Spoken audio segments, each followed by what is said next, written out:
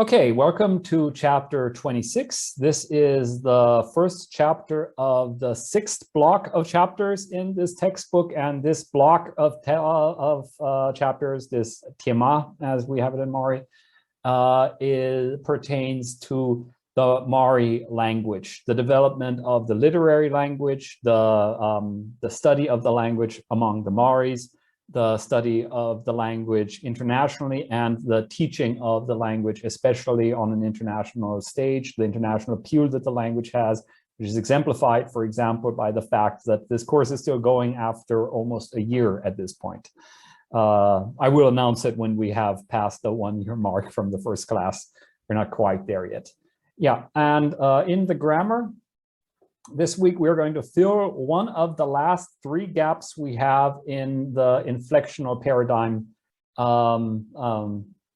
and before there's no more inflectional morphology to have. We're still missing one gerund or converb, we're missing one participle, and we're missing the imperative forms of the third person, and that's it. So, and the one gerund or converb that we're missing, that's the first thing that we're going to look at. This is what we're calling the gerund of subsequent action, which is, of course, it's sort of hard to remember what that even means. So I would recommend just remembering it as the before converb. It means before ba ba ba, etc. And which makes it then the part of the same body that the other 2 converbs we have had that for temporal structuring belong to, and it's a direct counterpart of the meke. Converb that we have already met. And it is generally very similar in behavior to the meke converb. So the formation at this point is going to be completely trivial for all involved, but let's still have a look at it. Yeah, so you just attach mesh or meshke to the base form, to the verbal stem, with simplifications and adaptations where they are necessary. There is no vowel harmonic alternation. It is always mesh or always meshke in the long form. And if you attach possessive suffixes, which is then going to still come, then you can only attach the possessive suffixes to the long form of this ending. So the ordering, we can always do Luan, Sandra, Sonia, Valentina, and then back to Luan. So let's start with Luan. Ludash and Ludmeshke. Very good. Nalash and Nalmeshke. Very good. Tunemeshke. Very good. Kochkash, Kochmekshe. Kochmeshke, yeah. Yeah. Then, yeah, back to Luan. So Shinchash and Shichmeshke. Lektash and Lekmeshke. Very good. Vozash, and then I would say Vozemeshke. Very good. Purash, Puremeshke. Very good. Then Ilash and Ilimeshke. Very good. Kelshash and Keshemeshke. Very good. Kayash, Kayameshke. That's it.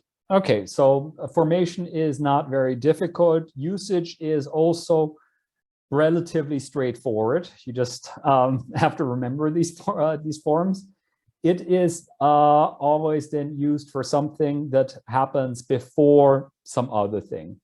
Sorry, no, I can't. It happens after it because it's a subsequent action. Here you see how the terminology warps my mind, even though I know how to use it. So it's like if you say Skolish Kayemeshke before going to school, and then the main clause says the stuff that happens before that. So before going to school, before starting school, but she lived with his grandmother in the countryside. Before going to work, I prepare lunch. And before becoming a good specialist, you have to study and work a lot and the such.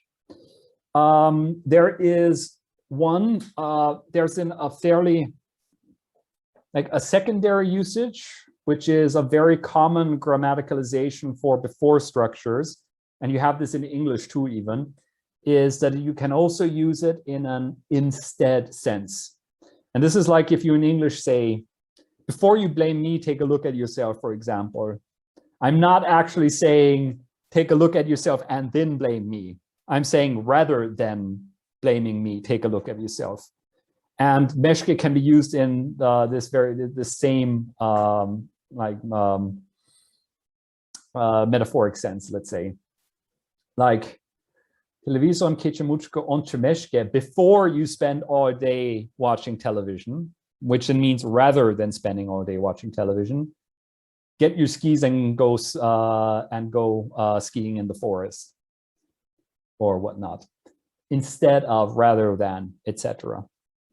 Okay, and we'll have some examples then in the exercises that we're going to look at then next week, where I think we can see this usage in action then.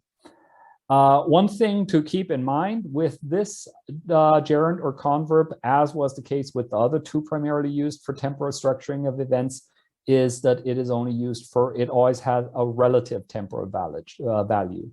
Its value, it only makes sense in respect to the syntactically superordinate sentence. So if I say like, before your mother comes, what will you do?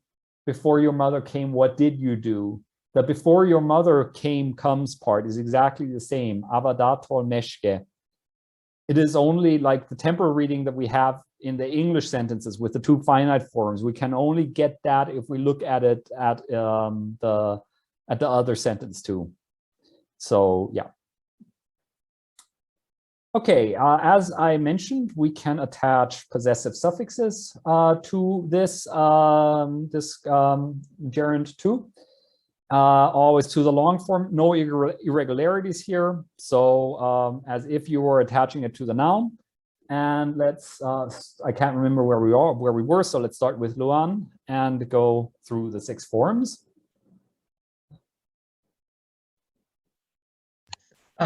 Kočmeške and kočmeške. Then some.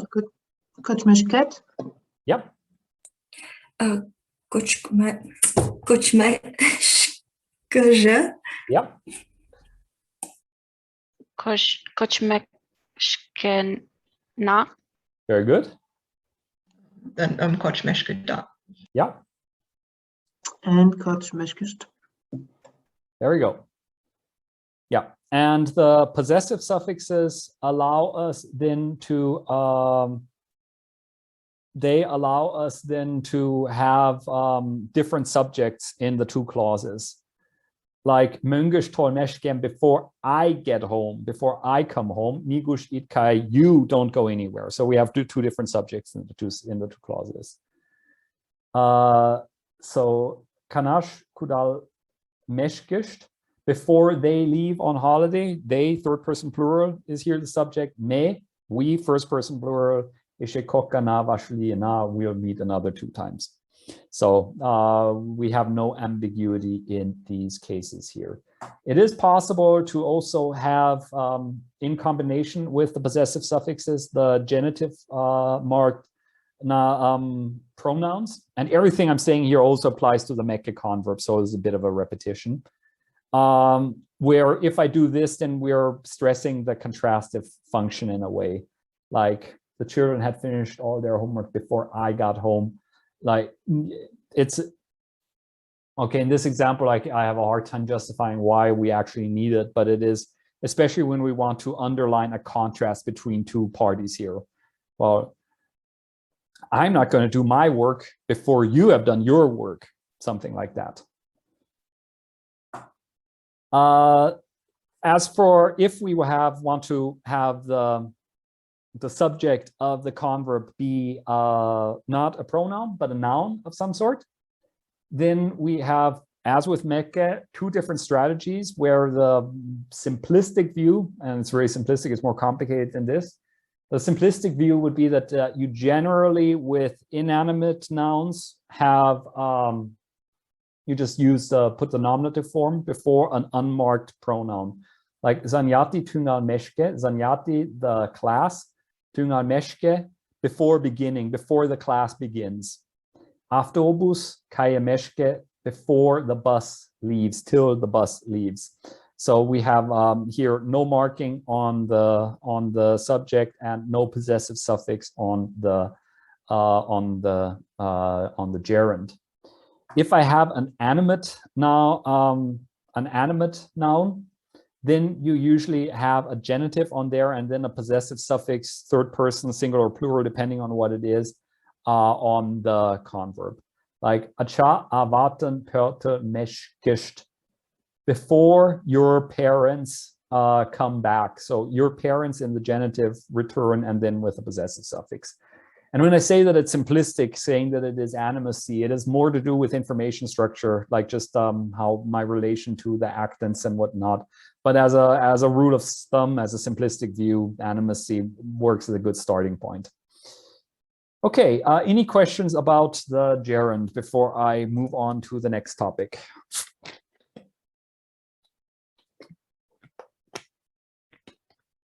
Okay, so the next topic is we're again filling a gap in what we know. And that is we're looking at the last compound past tense, the compound past tense for the partner of the compound past tense 3 that we have already met.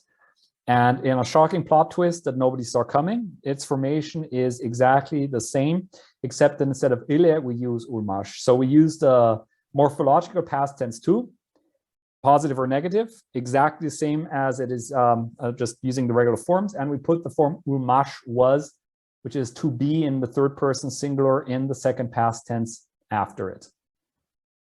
And even though we can form, we know the simple past 2, let's still try to inflect one verb, ludash, to read, starting with luan. And let's do the positive and the negative forms. Ludenam ulmash. Very good. Should I do all of them or just? Yeah, maybe let's say Luan does all the positive forms and then Sandra does all the negative forms. Okay, cool. So then ludenat ulmash, luden ulmash, ludena ulmash, ludenda ulmash, and ludenit ulmash. Very good. Yep. One more. Everything good? Yep, then Sandra. I have to admit I'm having a bit of a blackout moment about the negative forms. Do you want to skip to Sonia then? Actually, Sonia is the same. I just wanted to reply to Sandra's comment that you are not the only one, Sandra. I'll just guess because like I still have not a blackout but chaos in it, and what I would need is to sit down and do the revision for myself properly, but I will try nevertheless. Luden ulmash. Luden omel ulmash. Omel, thank you. Yeah. And then luden otel ulmash, luden ogel ulmash, luden ogna ulmash. Ogenal ulmash. Ogadal ulmash, it will be for the second plural, and luden ogatal ulmash. Yeah, very ogatal. good. Thank you. Yeah. Yeah, I feel that we should at some point do a proper Timothy Riese style paradigm revision. Okay, but on an intellectual level, theoretically, we know all these forms. And so if we have then in Vosash, it's exactly the same. I mean, the formation, if we know if we can do the simple past tense 2 forms, we can form this one too. And here you see the forms of liash. I have given here the first person forms, even though they are comparatively rare for reasons that we are going to revisit in a moment again, but they are not, they do exist, and we will have some examples showing them existing. So just as a revision, why do we need compound past tense 3 and compound past tense 4? What are they there for? So traditional grammars are more often called these in German Plusquamperfekt, or past perfect in English would be pluperfect, something like that. Something that is before something that was already in the past. As I've noted, so Timothy Riese and I chose not to use these terms simply because this makes people think that this is the standard way of expressing something that is before something that is already in the past. But the standard way of expressing something that is before something in the past, like I finished writing the essay and then like after I had finished writing the essay, I left, or something like that, where you'd use a past perfect in English or a plusquamperfekt in German. The standard, what you do in these cases in Mari is you use the Mecke converb or gerund or a det-vara construction. You don't use the compound past tense 4. Compound past tense 3 and 4 are then used in context where you were in the process of carrying out some activity, like writing an essay. You didn't manage to finish it. You were interrupted by, like, a fire broke out and you had to leave the room. So there was an interruption of the planned course of events, and then you left. That is one possible motivational factor. Another one is if you have something that happened repeatedly or habitually in the past before something else. Like, I used to go fishing every day before I left to school, or something like that. I used to live in the countryside before I go to school. Like context where you would use used to constructions in English. And in addition to that, it is temporarily placed before some other past event. If you were just doing a used to construction in a vacuum in Mari, you would use the compound past tenses 1 and 2. Like, my grandfather used to have a big fluffy beard. But if you are framing this as something that preceded something else, like my grandfather used to have a big fluffy beard before he decided that he hates beard and now he shaves every day, or something like that. If you have some kind of like temporal structuring like this, then you use compound past tense 3 or 4. Though oftentimes the motivations for Mari is to use compound past tense 3 or 4, they're not entirely transparent to me. So what sets compound past tense 3 and 4 apart? It is again this factor of evidentiality. Compound past tense 3 is used for things that you have directly observed. Compound past tense 4 is used for things that are inferred. You did not directly observe them. You have secondhand information that you are conveying here. But we will see in the examples that there are other factors at play sometimes. So, okay, Ilenet ulmash ku gesaj den kuvajen. There once lived an old man and old woman. Why do we have compound past tense 4 here rather than 2? I don't know. It's sometimes really not entirely transparent to me. But that it is indirect evidentiality, that is clear. If it's a fairy tale, and this is the standard way of a fairy tale to start in Mari, Ilenet ulmash, blah, blah, blah, blah. A fairy tale is, of course, not something that you will frame as something that you directly observed. Okay. Bibliotheke tudo earlier, she had borrowed one book from this library. And this is then framed as something that is previous to some other something else. Yeah. But in the third example, here we see something that then doesn't entirely match. So where evidentiality is, well, it works as an explanation, but not really as a sole explanation. I hadn't known, I did not know that Bogoroditsky, that Bogoroditsky was born in Tsarevo-Kirchhaysk, so in the Mari district. Okay, so obviously you were not a witness to his birth, so it is secondhand information, but it is there's something else here in play too. And that is, you were surprised to learn this information. And this is something called mirativity, is that if you are framing some information as surprising, as not corresponding to your expectations. And this is and in some languages of the world, like in Chechen, you will have own mirative forms that you, like in Chechen, you have own markers that you attach to words to say that the information that you are conveying is surprising to you, that it doesn't convey to your expectations in some way. In more Western languages, we might express mirativity just with intonation. So it's like if I say that, oh, Peter came, or Peter came, just my intonation marks the difference here in if I had expected Peter to come or not. And but So it is very common in languages that don't have own mirative categories like Chechen does, for evidential forms to go through something called mirative extension, that the evidential markers are also used in as mirative markers, indicating that something is surprising.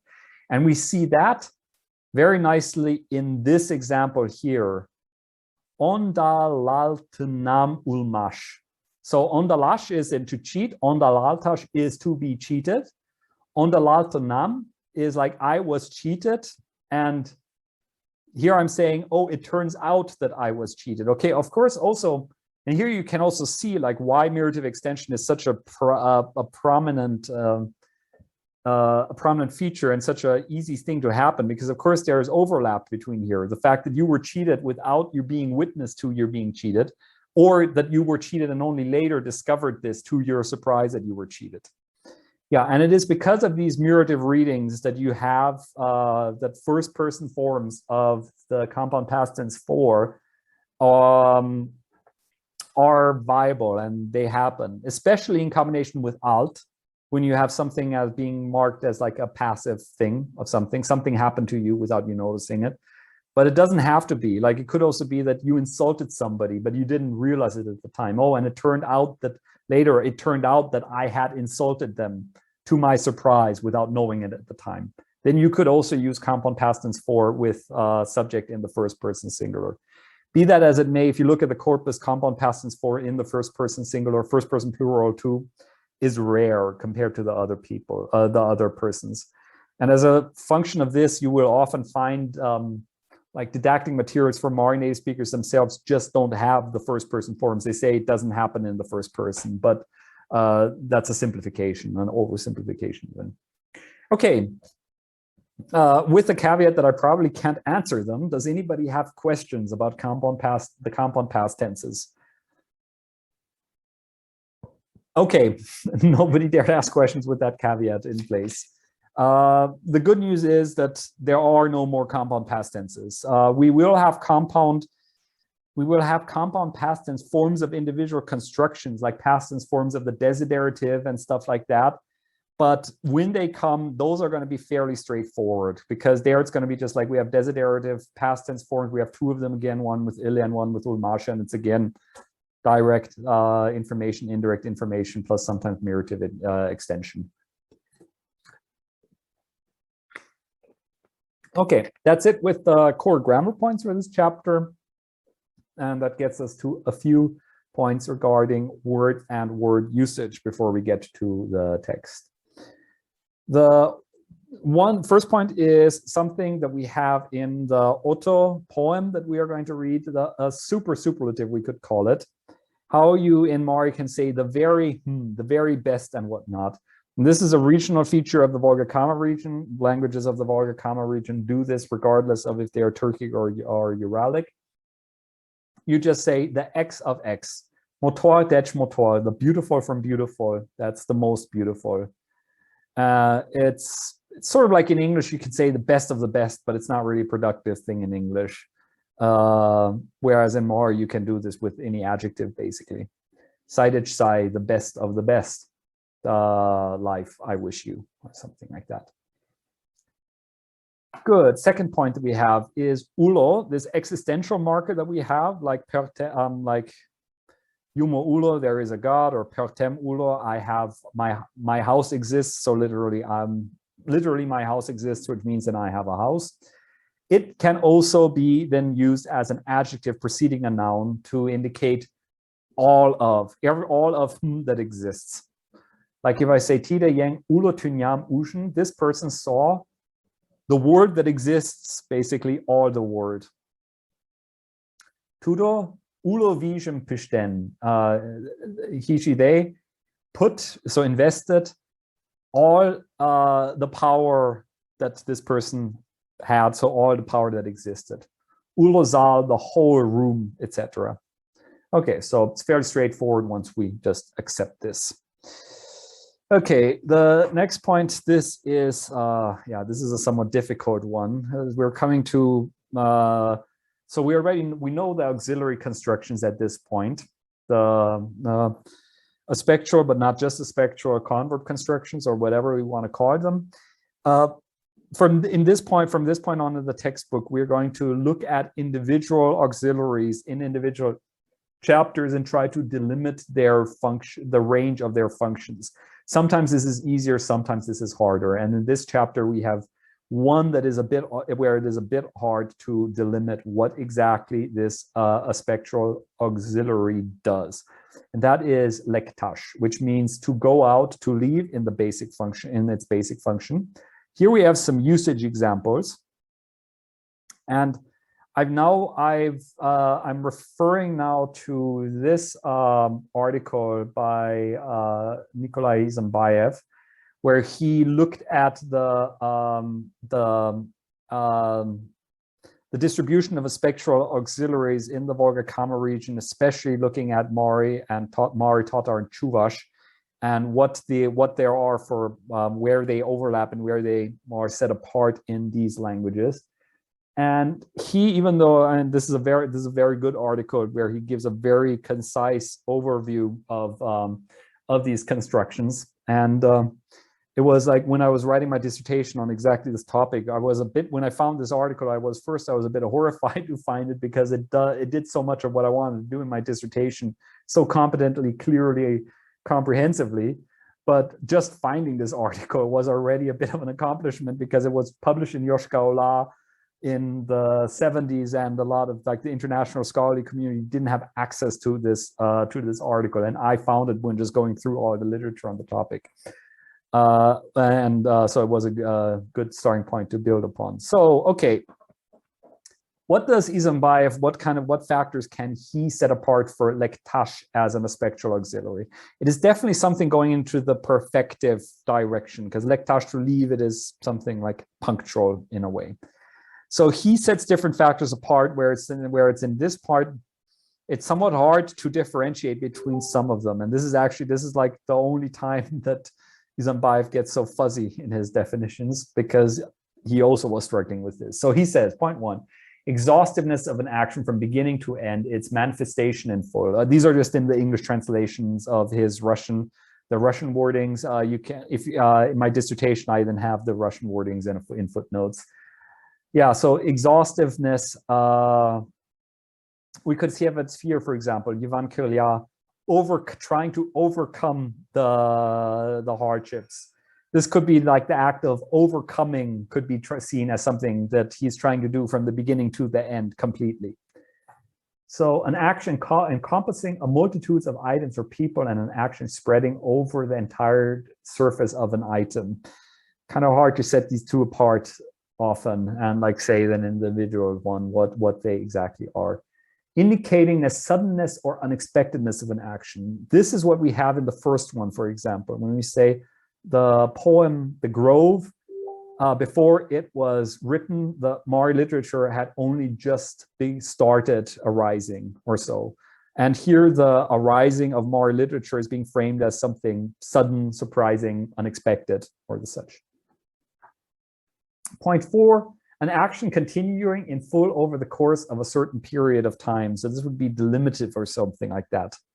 But yeah, I have a hard time placing this on any of the concrete examples that I have here.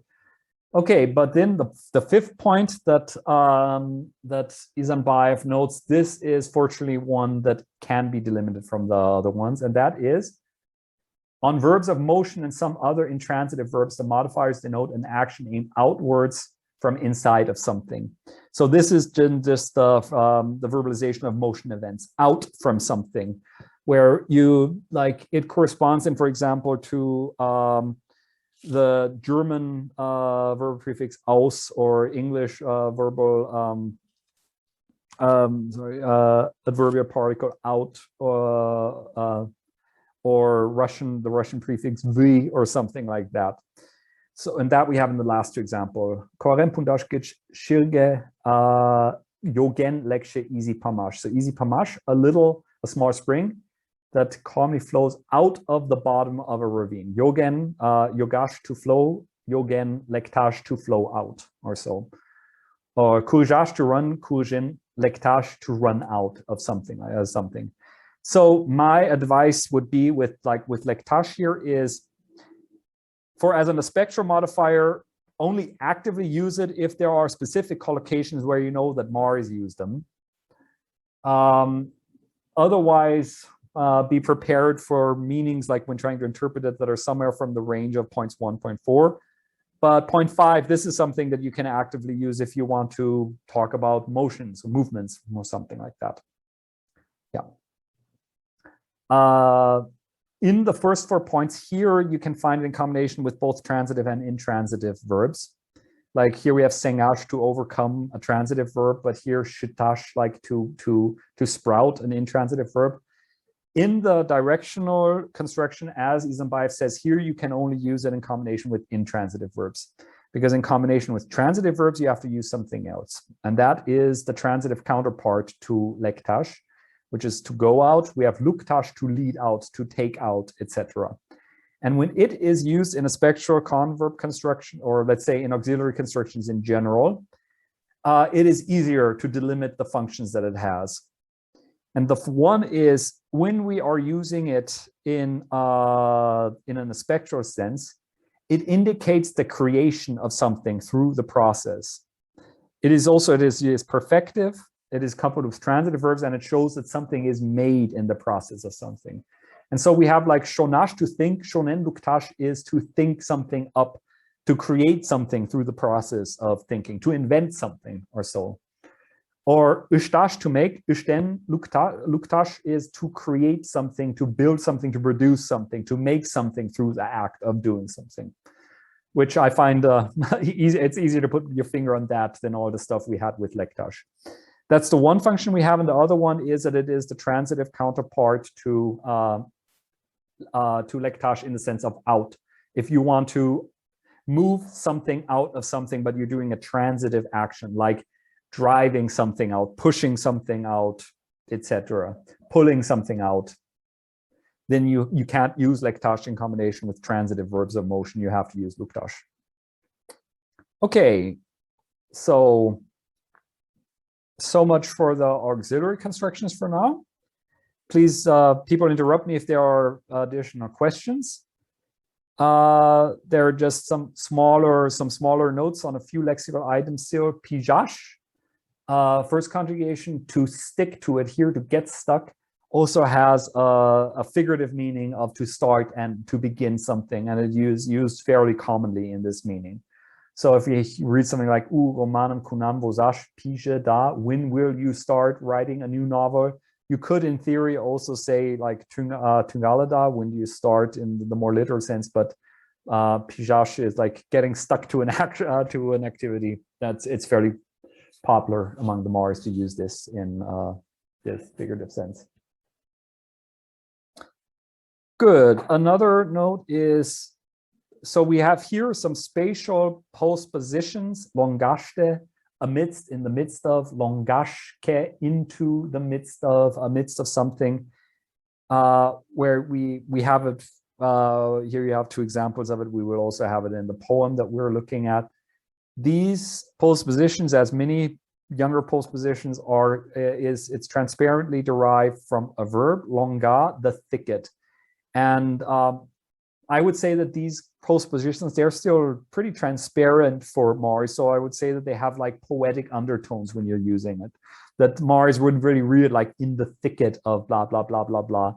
And even though it's like, it is grammaticalized to some extent, sort of the poetical reading is still there. And I would primarily expect to encounter these postpositions in poems and poetic flowery language and the such. So, шинчаш, шинчем, to know, a new verb that we are encountering here. Fairly straightforward in its usage. Skype kuse kutratash, shinchetmo. Do you know how to use Skype? I don't know how polyglots can speak in so many languages. Shinche. And I didn't know you lived in the countryside or live in the countryside. That's not clear here. Yalishte ilemetem. Shinchen onal. So two things spring to mind here. One is, well, didn't we already have to know with palash, palem? Yes, we did, but palash, palem this is a fairly young Turkic loan word. So here we have just the coexistence of stems from a different origin, as is often the case. But the range of meanings is not entirely the same in these two verbs. That's the one thing that we have to pay attention to.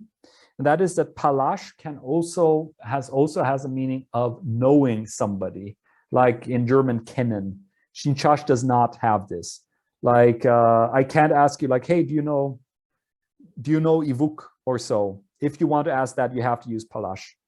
That шинчаш only has the meaning of like having the knowledge of something, like German wissen, where then palash is the broader one. That's the one thing to be careful of. And the other one is we already had шинчаш, шинчем, to sit as another verb. These are just homonyms. We have to be careful to keep these apart. And this is especially like a pain in morphological analysis when you have the word шинча, for example, because that could be either the I, it could either be шинчаш, шинчем, to know in the third person singular, it could be шинчаш, шинчем, to sit in the third person singular. If you work with a morphological analyzer, you will be painfully aware of this, the homonymy between these three forms. Yeah, and then also, the second point, I said them in the wrong order. Me, anushim, palem, I know anush, like German, ich kenne anush. You cannot use шинчаш here.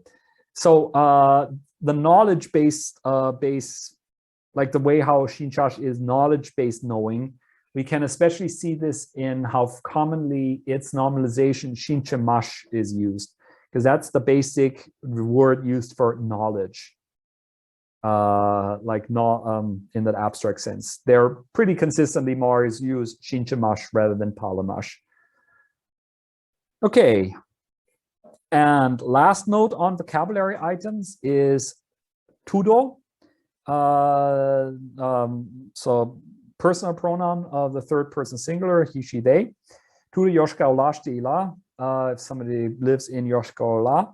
We are in the textbook saying that it can also be used as a demonstrative pronoun. Diachronically, this is a bit of a false framing, because the demonstrative usage is the original usage of this pronoun.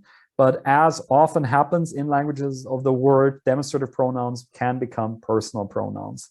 I mean, you know, like speakers of Finnish will be aware of this development, for example. And so as a demonstrative pronoun, it can also be used attributively. So if we see something like tudо otto, that grove, don't be surprised, don't be shocked. It is just tudó being used in the sense of that. There is actually also like a truncated, a shorter form tu, which could also be used, like tu otto could be that grove. But that was not compatible with the foot that Chavain was working on. He needed that syllable. But we'll get back to that, to the truncated form, this tu form in a later chapter. It is without a problem possible to use the full form tudó in the attributive position as we do here. Okay, are there any more questions pertaining to the grammar and the vocabulary of this chapter?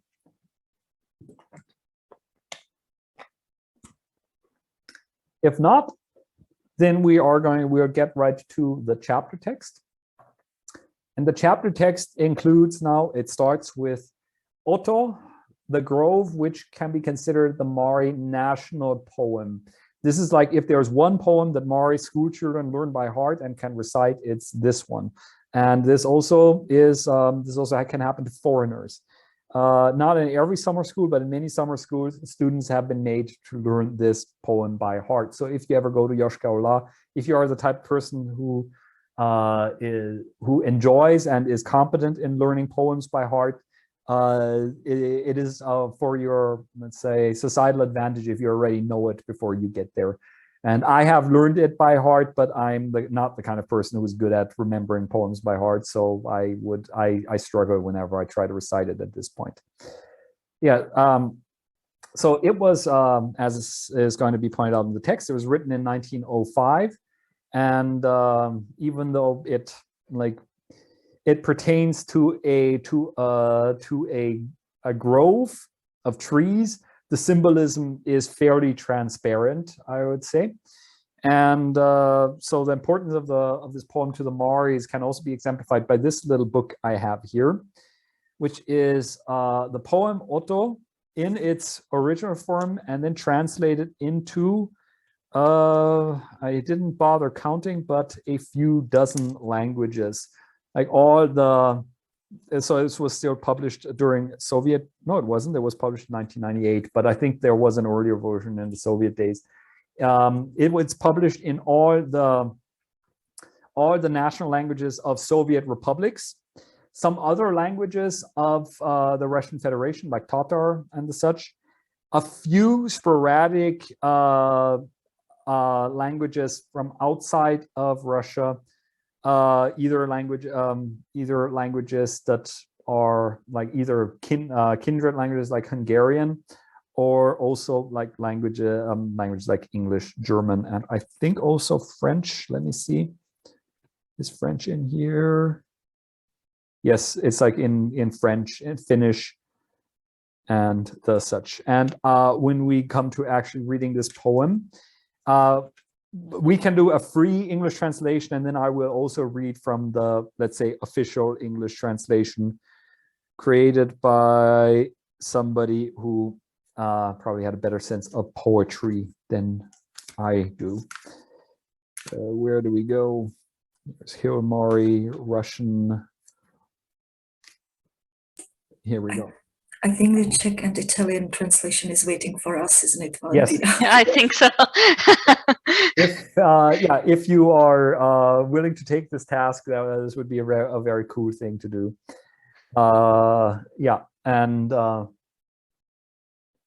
can maybe see if we can add some other ones from former participants in this course. If we could add something like Hebrew would be extremely cool if we can get that too, for example. I wonder if they'd appreciate Esperanto. Well, it would be cool. So yeah, we can integrate this into the songbook actually, like a few extra auto translations. Okay, but let's start with Luan, and let's do it line for line. Everybody gets one line, translates that, and then I give the official English version. Okay, so iktimik auto ulo memnan elishte, so quiet growth is in our country. Mm-hmm. So the official version is, a peaceful wood grows in my native land. So they're adding things on there that are not in the source text. Yeah. Then Sandra. Sugar to the auto cool year stands that grove on the shore of a big lake. Mm-hmm. On a large lake's cool and verdant bank. Verdant, nice. Okay, Sonia. Tuż to ladera, teć ladera, pushenge kushkesh. There, the trees grow like side by side or branch by branch. It's like the wood or the forest is very thick. Yeah, it's this superlative, sort of the branchiest of branchy trees, the thickest trees grow. Mm-hmm. So among the trees is Ian, the darkest shade. And Valentina? Tuż to motor, deci motor saksa shochesh. Okay, there the most beautiful of flowers grow. Mm-hmm. Yeah, the sweetest fruit grows on a sunny glade. So yeah, this is a very free translation I've got here. Okay, back to Luan. Tuż to ušalištaš lоҥгаште shushpik mura, there amidst the green leaves, nightingale sings. Mm-hmm. Amongst green leaves, sweet nightingale sings. Sandra? Tudo auto get erjeriske yandar pamash yoga. From that grove to the lake, a clear spring flows. Mm-hmm. Yeah. Into the lake run cold, glistening springs. Then Sonia? Tuż to shudajat ujar gerak. And there even the grass is greener. Mhm.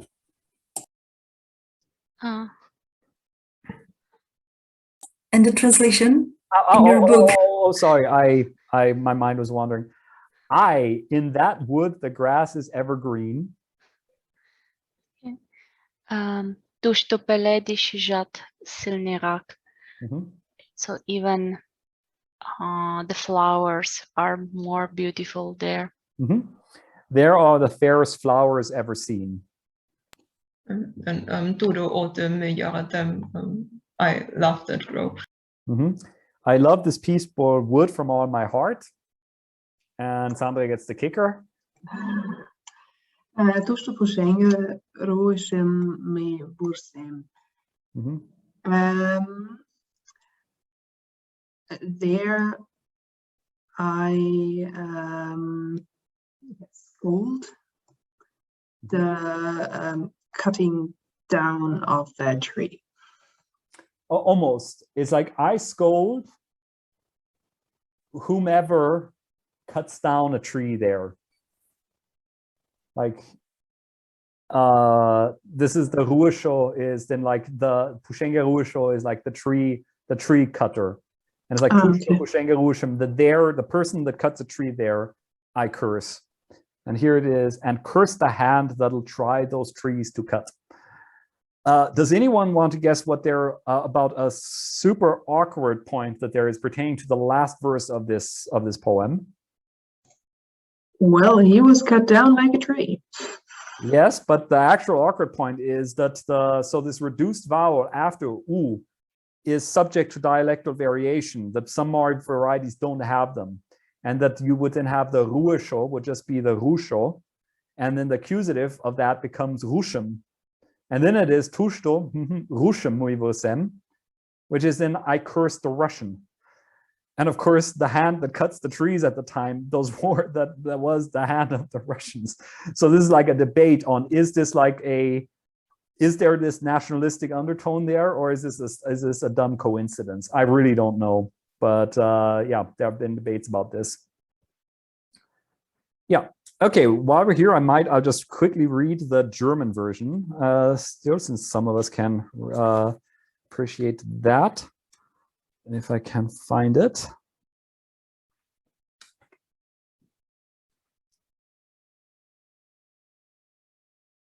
Oh,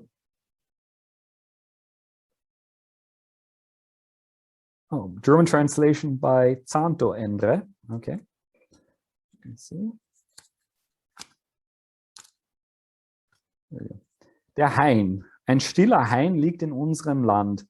Er liegt am Ufer an dem Teichenrand. Die Bäume wachsen in belaufenen Sphären und schön werden die Beeren dort gebären. Im grünen Laub ertönt die Nachtigall so weich. Die reine Quelle fließt vom Hain in den kleinen Teich. Die Wiesen sind auch grüner, die Blumen sind auch schöner. Mir ist der Hain ans Herz gewachsen, belästere die Holzfäller mit Äxten. Okay, well, I know that translating poetry is a higher art.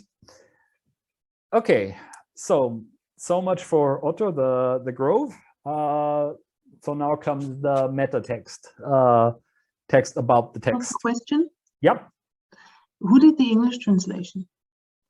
Also it's a Russian name, so not a native speaker, but somebody who clearly knew English fairly well. But I was wondering, I have no idea if he would have the time for this, but we could ask Jade Will if he'd be interested in having a look at the English translation, if he finds it a good translation or not. Okay, but let's get to the meta text, and we'll start with Sonia. Tide Pachulamutun Sergei Grigorievich Chavai. Should I read the numbers as well? Tužem kandashuda kandashla kandash jem indish shuda kumlo shem. You should use the long forms then. Kandash kandashe shemet. Shemet. Yeah. Tužem in de Shuda Vizemshe,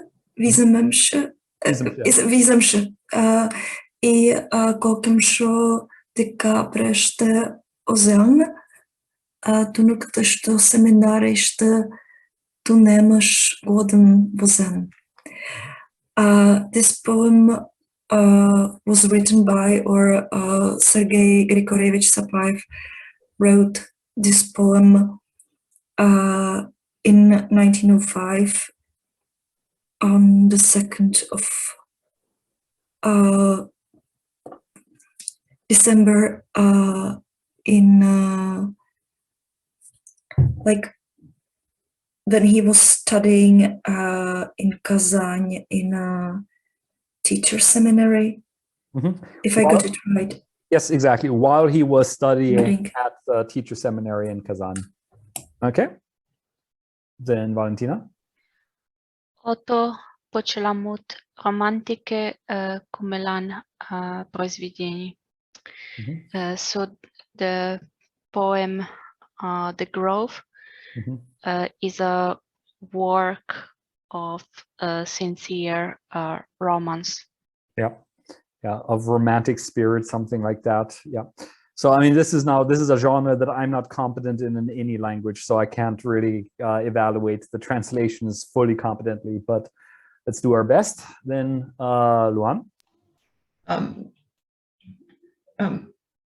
Wait, is it the Ulo sentence? Or it's just yes, exactly. No, okay, so Ulo so der janische Kaligmorem Jomakin äußerwirtischem Ushestara. So the whole the whole structure, or its whole structure reminds of the like folk singing, and the is it like something like turn of speech of a fairy tale, or yeah. Wait, is it structure or is it content? what? So Derjani, wait, I'm having, I think, isn't that? I think it says structure. It says content in the vocabulary.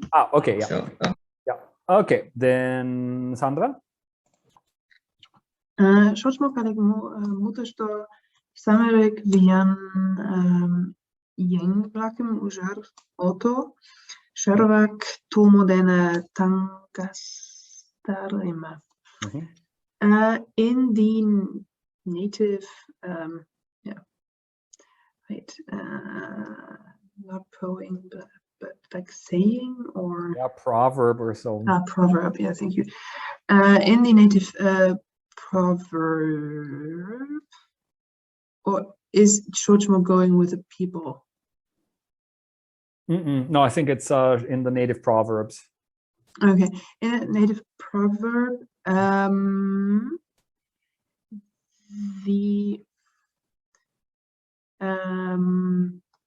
the green grove, Sharvak, with branchy oaks, is compared to the young, strong people. Yeah, the other way around, but yes, basically, yeah. The young, strong people are compared with a green grove and a branchy oak. Okay. Okay. The Dana. Yeah, exactly. The Dana pertains to this whole thing. And then this is the object, Samrik, Yang, Blacken. Okay. Oh, sorry, Sonja, you get the monster sentence, unless you want to skip. I will try. Okay. Marivlak Marashta Pushingim Shamanash Kulashman Shotlanet Chodera Longase Motor Yerem Korem Nundash Guch Shirgyogen Likshe Easy Pamashim Yeraten Muktanet Nunen Nergen Silne Mutum Shunen Luktanet Viestem Motorlukstem Chaplan Deranet. Yes.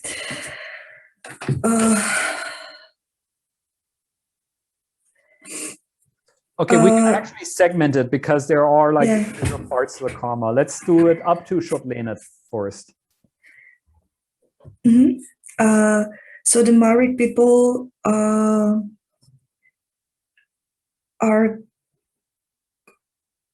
so they kind of like need to pity the young innocent tree or trees, and I'm not quite sure about the meaning of manen, like which.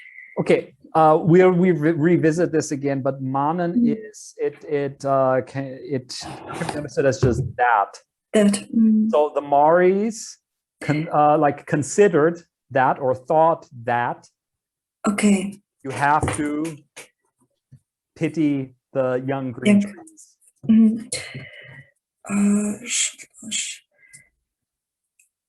And I also wondered about the meaning of Shotlenet. It's Shotlash is to count. To count, but it also means to consider. Or to consider.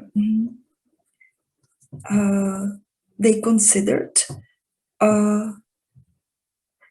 the forest.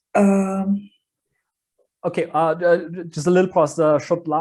That this ends basically this part of the clause. They consider, they consider, they thought that you have to pity. And then everything from chodera to moktenet. This is actually another little sentence here. Yeah, and moktash was something like praise or something. Exactly. Yeah. Okay. So they praised. They loved to praise. The forest, like the thick.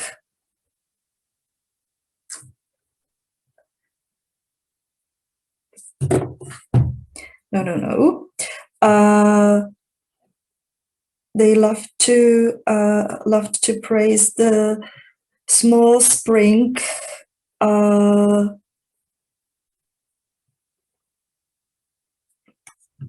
No, there are two objects. There are two so objects. one is the forest on the forest with the lake. But I'm not quite sure what's the meaning of these four words like all together. Like Motorierum, it's beautiful lake, and Choda Longase, it's like thick, very thick forest.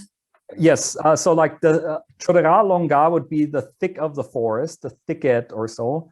And seso se, what was seso se? It's the adjectival ending. Exactly. Yeah. So it is like the beautiful lake in the thick of the forest, or beautiful lakes in the thick of the forest. Okay. So it actually works as an attribute. Yes, exactly. The forest is an attribute here, and so that's the one thing that they love to praise. And the other thing, the other thing they love to praise was the small spring that flew out of the bottom of the flew out calmly from the bottom of the ravine. Yep, very good. And now we just have about them.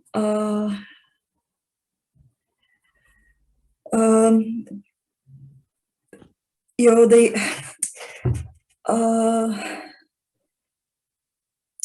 kind of like created or they made up beautiful mood. Is it like a? It's not a song. It's a word. Yeah, very good. And it's like they made up a word.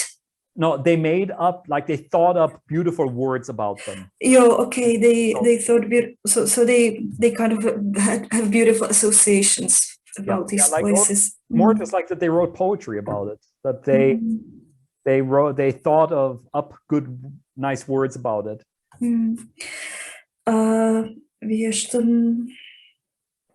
They praised their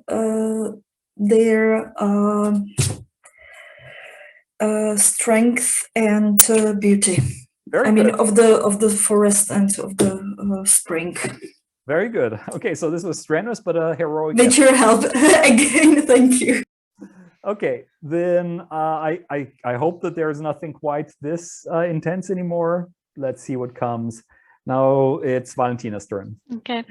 Oto počelamut vozalt meške, mare literatur shitenelektash gina tungalin ulmash. So I would say that before the publishing of the Grove poem, the Mari literature basically was in its infancy. Yeah.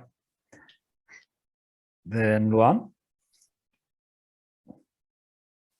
So, esce Latin deșemșe curămeștac iușo serese prosvetitel vlak marla olimașem etnografis inan oceacem bosaș pișenet școlan knigam yamdelenet.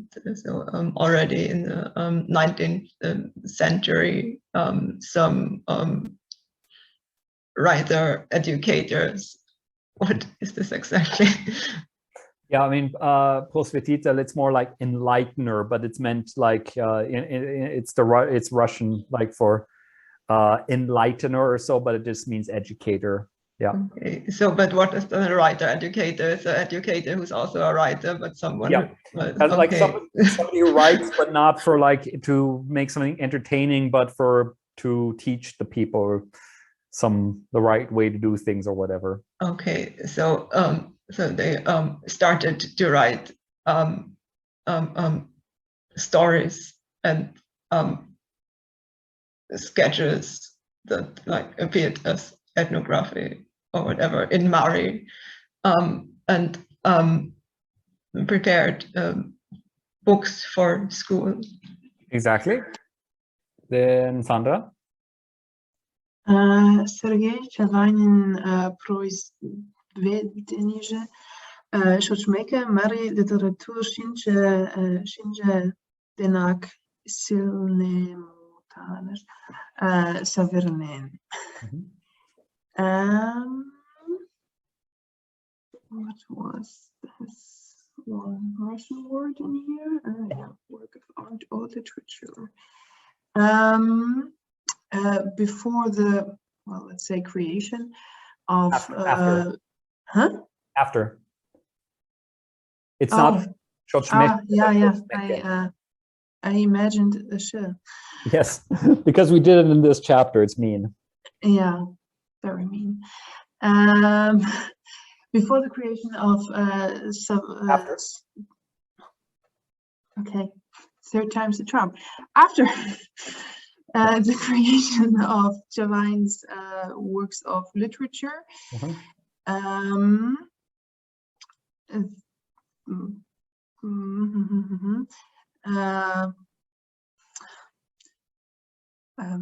have to sneeze in a few seconds.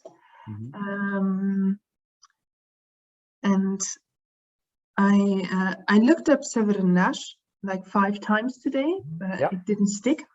Yeah. So it means the basic meaning is to turn, but it also can mean to become, like to turn into something. That's what we're going for here. Mari literature, like as a whole, no. Like Chincha Denak is like truly. Truly turned into like belletristic. Yeah, exactly. Belletristisch would be the word we're looking for in German. Like it became like, God, how do I say, how does one even say this? Fiction? Yeah, that like you ended up having writing just that is for the sake of the beauty fiction, and the such, yeah. Okay, then Sonia.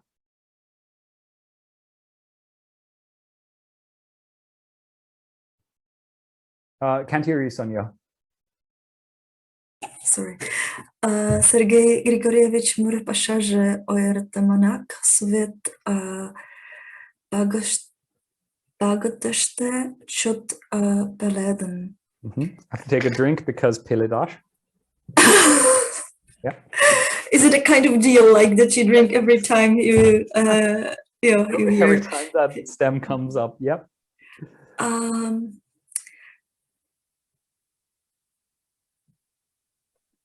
Murpasha, it's like work, like the literally work. Yeah. So and I rather put sweat. You so something was in blossom, especially so I suppose is Soviet really like Soviet? Soviet, yeah. Yeah, okay. So during the period of Soviet times or during the Soviet period, the work of Sergei Grigorievich was especially fruitful. Yeah.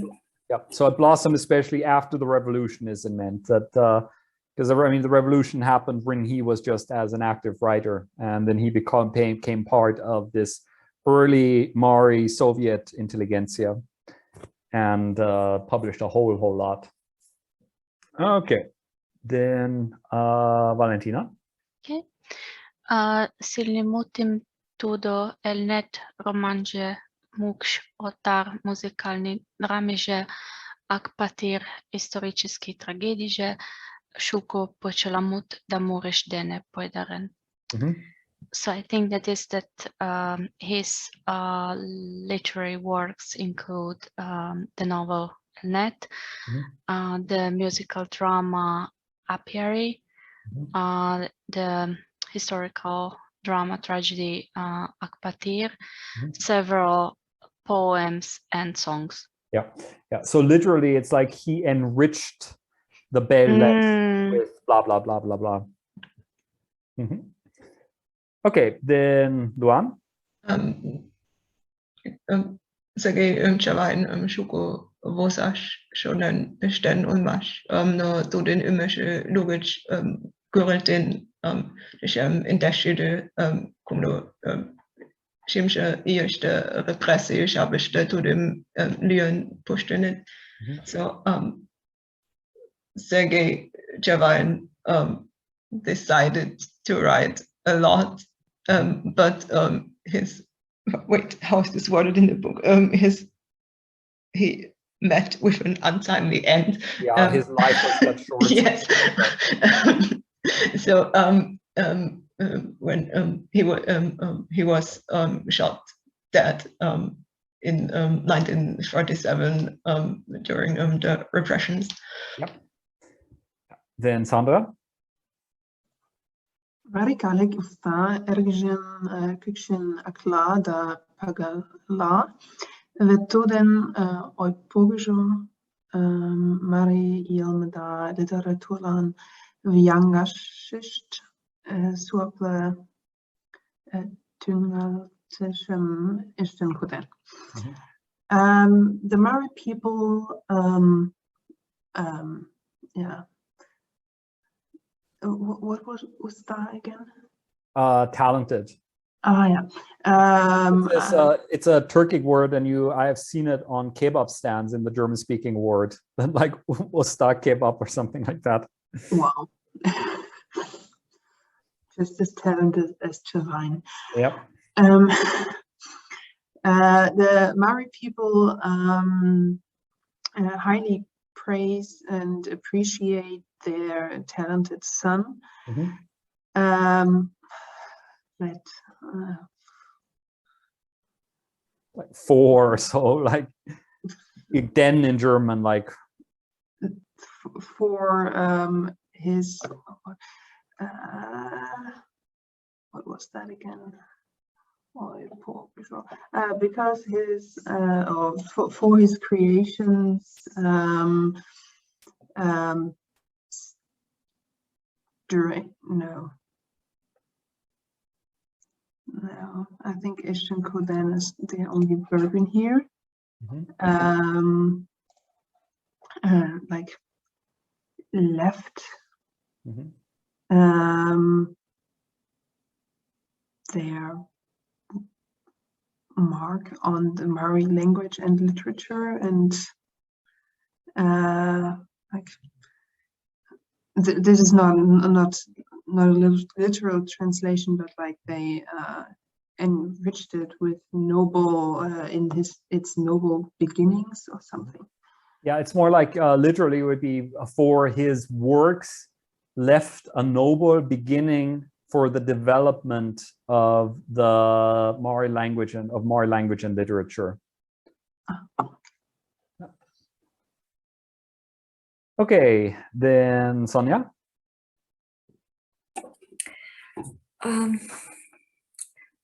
Es Chavainen ilme verge kozit Chavainura Manaltesh. Nowadays,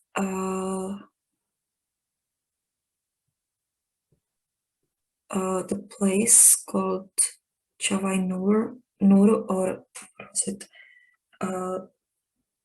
hill? Like I don't know if it's like a hill or part of a memorial or something like that. Chavainur. Let's start at the beginning. What is so about the place Chavai's life. Literally, it is to Es Chavainen Ilme Verge is Es Chavain's place of living. So the place where Chavain lived. Nowadays. Yes. Manaltesh. Manaltesh is to remind, or no, it's called. So okay, so it's kind of like the place where he used to live is nowadays called Chavainura. Exactly. Yeah. Okay. Thank you. Okay, then Valentina. Tušto tužem indeshudo kudlo ikimše ishte tošterim ishtime. So here in 1961, museum was opened. And then Luan.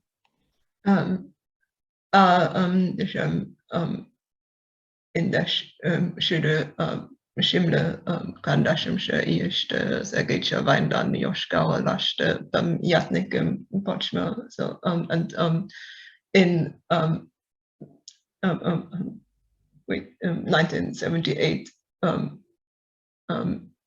in Yoshkawa Yatnik was something like I don't monument, or I forgot. Yeah. In this case, a statue. A statue. How do you open a statue? Was open to the public. Like okay, so in Yoshkawa, a statue was like opened for Sergei Chavain. Yeah, this is something like in general in Russia. Maybe I'm overanalyzing it, but like ribbon cutting ceremonies are a very big deal.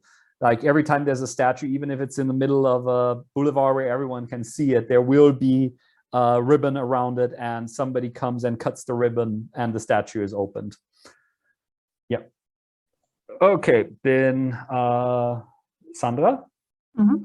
Кажна им то, что серезен шочмукечен синемот парим at Lantesh.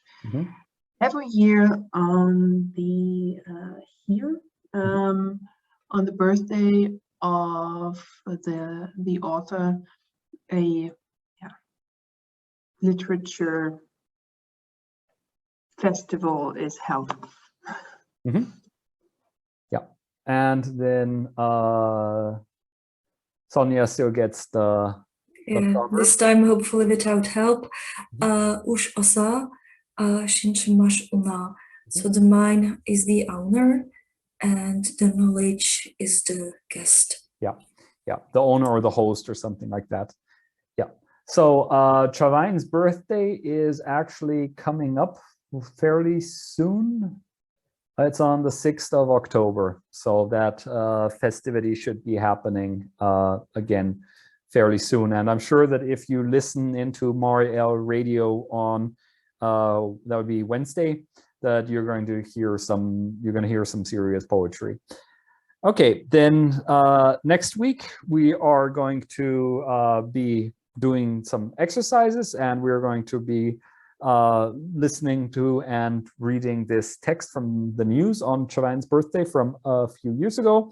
And if anyone feels like it, you can recite Otto from memory at that point, but I'm not going to be coercing or forcing anyone.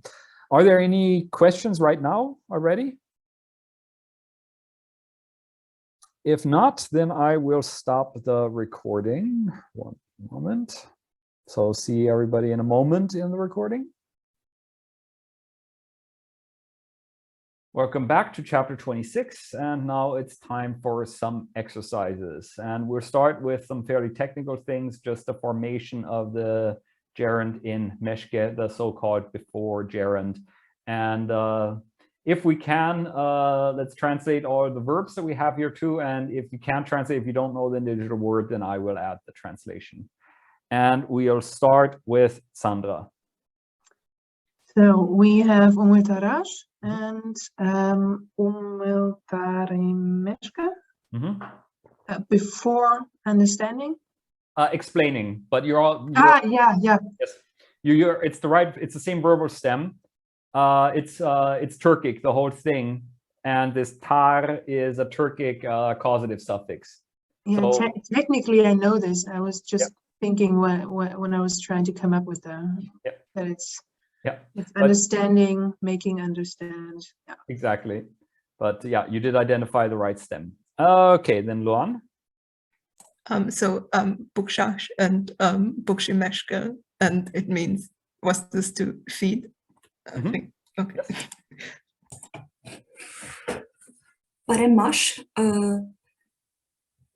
paramemeshke, before improving or before getting better. I'm not sure if you had a linking vowel there or not. There shouldn't be one. It should, I said paramemeshke. yeah, it should be paremmeshke with a geminate M, a long M, so to say. Okay, paramemeshke. In the first conjugation, we don't have a linking vowel. And yeah, and this is a nice one for speakers of Baltic Finnic languages, because this is the better stem that we have in Finnish and Estonian, unless I'm completely mistaken and they're cognate. But yeah, I should check such things before I say them. Kevin? Pijаш, pijimeshke, before helping. Exactly. And yeah, oh, then Jeremy, yes. You ask to drink, you meshke before drinking.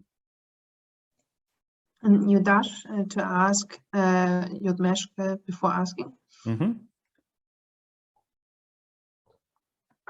Luan? Then leg dash and leg meshke before like leaving. Right, leaving, correct. Then Sonia? Raktash, raktameshke, before warming. Yeah, before warming something up transitively. Then Kevin? Manash, manmeshke, before saying. Yep. And tunuktash, to teach, tunuktameshke, before teaching. Right, so for the next one, everybody gets one verb and you just, or one gerund, and you should attach all the possessive suffixes to it and also translate the basic thing. And we start with Sandra. Yeah, that is attached to, was that to approach? No. No, to pass by, but to pass by, okay. So it's atemeshkem, atemeshket, atemeshkesh, atemeshkena, atemeshkeda, atemeshkish. Yep, very good. In the third person singular, the normal form would be atemeshkeje, but there are contexts when you would drop the vowel at the end. So the form you gave was correct. Then Luan? Then we have koshmeshke, so before running, and then with the possessive suffixes koshmeshkem, koshmeshket, koshmeshkeshe, then with koshmeshkena, koshmeshkeda, and koshmeshkesh. Very good. Then Sonia. Ushtemeshke, it's to build or to. Yes, but I think you skipped over one. Oh, okay, yeah, vuchemeshke, yeah. Vuchemeshke before waiting, vuchemeshkem, vuchemeshket, vuchemeshkeje, vuchemeshkena, vuchemeshkeda, vuchemeshkesht. Right. Then Kevin. Ishtemeshke. Okay. Ishtemeshkem. Ishtemeshket. Ishtemeshkeje. Ishtemeshkena. Ishtemeshkeda. Ishtemeshkesht. Very good. Would be before someone is doing something or making something. Yep, correct. Then Aya. Kunyelmeshke before getting up. Kunyelmeshkem, kunyelmeshket, kunyelmeshkuje, kunyelmeshkena, kunyelmeshkeda, kunyelmeshkisht. Right, okay, exercise 3. Now we have to translate some sentences into English, and keep in mind that depending on the context, we can either be using these gerunds in the temporal sense of really before then but we can also use it, like in some contexts before in English, we can also use it in rather sentences. And sometimes that makes more sense in a translation. Yeah, and we start with Sandra. Could you scroll up a bit, please? Sorry, yep, I can. Thank you. So, telewizorem ožemeške urokiem luču ishte. Yeah, rather than watching TV, it would be better to do homework. Yeah, or better do homework, like with an imperative. Ah, yeah, sorry. Yeah. So, yeah, literally telling you what to do. Then, Luan? Then kani meshkina eshye kokanya pasham ishtiman. So before we rest, we still have to do 2 weeks of, we still have to work for 2 weeks. Very good. Sonia? Mašina dene kostmeške, velociped dene kost, varata zalog sai liesh. So instead of going by car, go by bike, and then your health will be good. You will be healthy. Very good. Then Kevin? The sentence where I know only the preposition. Okay. Do you want to skip? Yeah, but not drop out entirely, just skip. Okay, we'll see on an individual basis if you have more luck next time. So tamakem shupsh meshke yechedene munchaltesa. So rather than smoking, go skiing, which, I mean, I agree, but this is a bit of an odd binary choice. I mean, I think a lot of people can do both. Right, then Sandra. Tire jodishem rashem de meshke vespesham om tingal. I do not know the first verb with the meshke. Okay, rash is clear and whatnot. And then we have derived with suffixes that we have already met. Rashem mash is to become clear, and rashem dash is to make clear. And this can also be then in a figurative sense to clarify, so to solve, basically. Okay, so but I should check if this has actually been in the textbook, but yes. Okay. Before answering this question. Yeah, or basically before figuring out this question, clarifying this question. Before figuring out this problem, like in exactly. Yeah. Like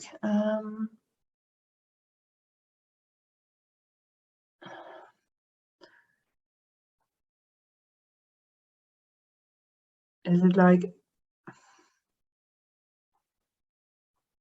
I cannot figure out this problem before doing all the work? No, that's inverted, but I can't make sense of it otherwise. Okay, well, another work.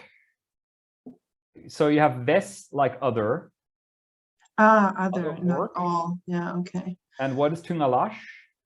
To start. Exactly. And omtungal would then be? I do not start. Exactly. Or it could also be future, I won't start. Before I figure out this problem, I won't start any other work. Yeah, exactly. Yeah, and so this whole question as a problem or a matter or something like that. This is a general Russian thing that like various languages of Russia do this, of course, including Russian. And there's an interesting case that there's this, there was an Italian linguist who was basically opposed to the, like, very critical of the Finno-Ugric or the relatedness of Finno-Ugric languages and published a lot about this topic. And she saw as an argument against the relatedness of Uralic languages that a lot of scholars of Uralic languages, they're not sure either, because look at all the publications in Uralics, it's all questions, questions, questions, but never any answers, which was just a bit of a ridiculous argument to make, because that's just a nomenclature in Russian academia. Yeah. Okay, then it is Luan's turn. The obdash dungal meshka maskam oshinat omel before the dog started barking. We didn't see the bear. Yes. Yeah. Or I hadn't even seen the bear. So first person. Akaman tulmeshkaje chilapasham ashten shuktanam. So before mom's coming, so before not mom, it's like older sister or whatever, like cousin or basically yeah, anyone, like any female family member of yours who is older than you but younger than your parents, basically. I managed to do all the work. Very good. Yep. Then Kevin, do you want to have a go or skip again? Yeah, sure. I will work on I will do this one. Student laken diplomam na meshkist ik tilze ganakoro. So before the students get their diplomas,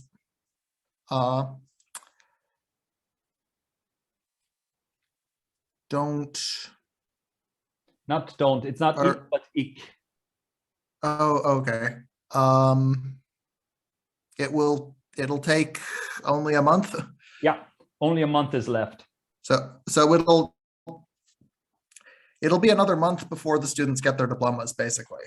Yeah, only 1 month is left till the students get the diploma. So in a month, the students get the diploma. Okay. Nuno unam share temesh pukshisht. So they basically they fed the guests. What it says here is to one's heart content, basically until they couldn't eat anymore.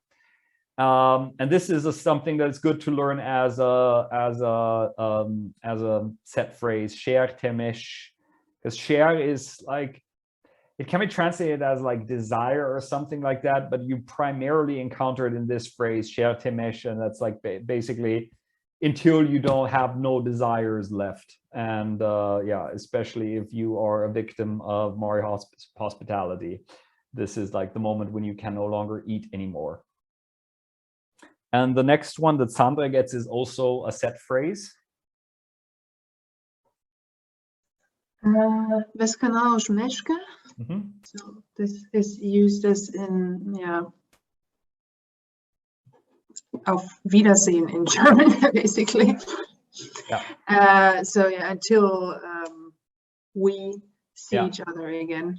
Exactly. Yeah, and yeah, this is a very common phrase, so it's like see ya. Okay. And I mean, like also like Russian do svidanya, it's like the counterpart to that then. Okay, number 4, we have to match up sentences in a way that they make a modicum of sense, and we start with Luan. And I'm going to always mark the ones we've already had. Okay, so million dolmeshkem, wait, I'm not prepared, so I'm going to have to read through all the sentences.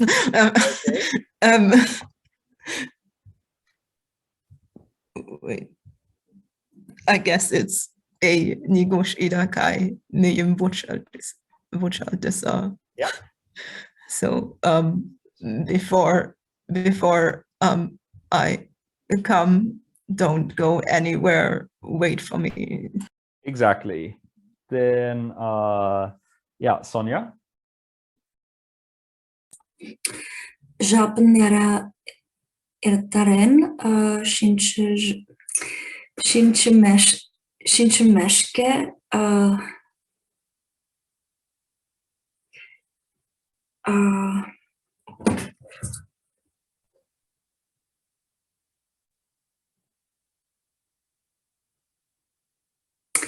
Luchomari knigam lut.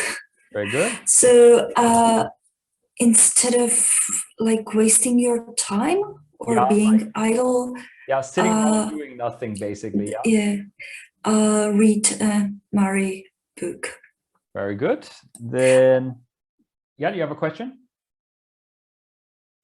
I just wondered whether it's meant like read a book in Mari or read a book by a Mari author. I would think like a book in Mari, but probably not entirely clear. Okay, Kevin. All right, poezdka je meške.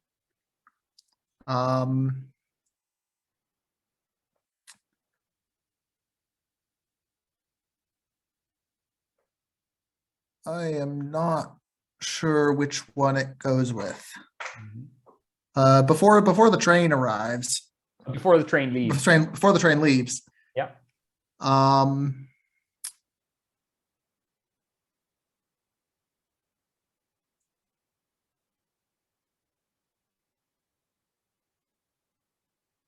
I am not sure. Okay. Is it C? It is C. Oh,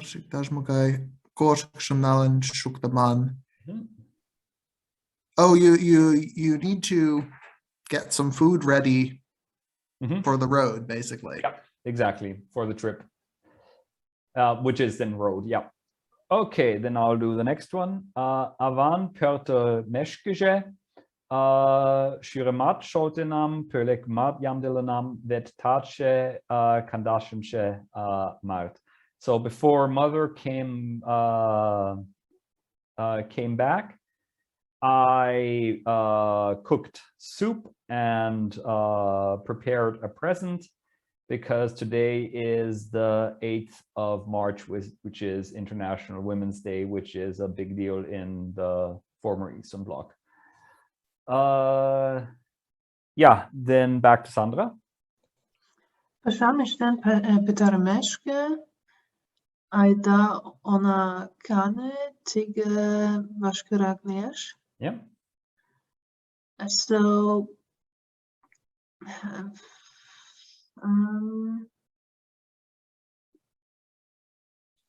what was ona again? Negation, first person plural. Ah, yeah, right.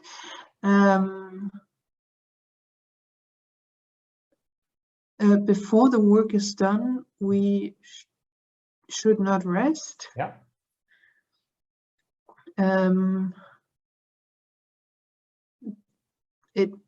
Basically it will be done faster.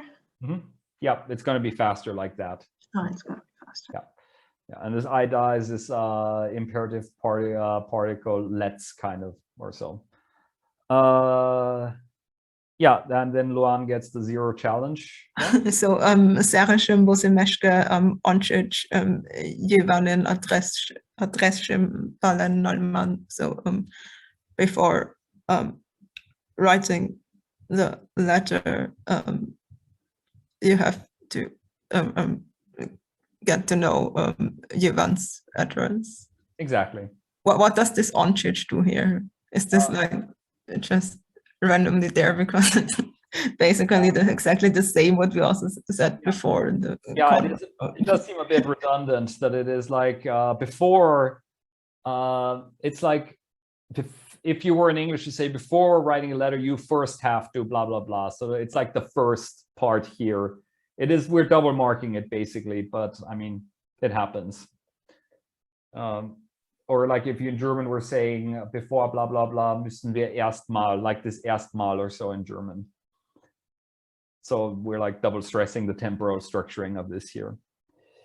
Okay, then we have postpositional constructions, which we want to turn into gerundial constructions, and then still translate the whole thing. And we will start with Sonia. Важен толма деч ончеч мичу каскочкешин ямдалан. So Michu prepared the evening meal or the dinner before his wife returned. His mother. Or his mother returned or came. So a важен домашке Michu каскочкешин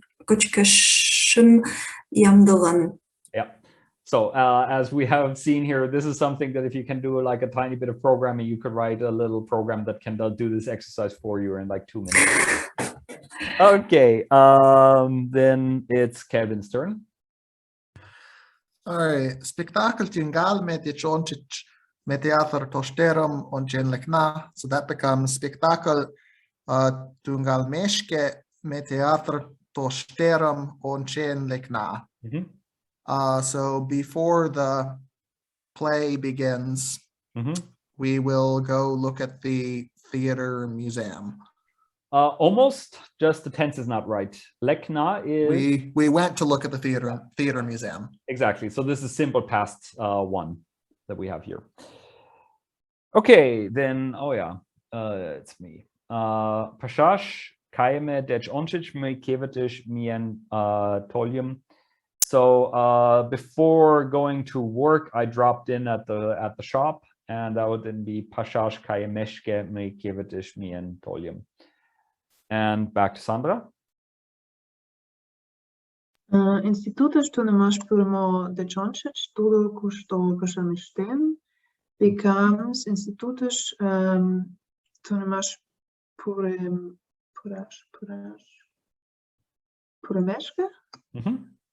тудо кушто кашамиштен. Before starting to study at the institute, at the where did he, she, they work? Exactly. And then Luan.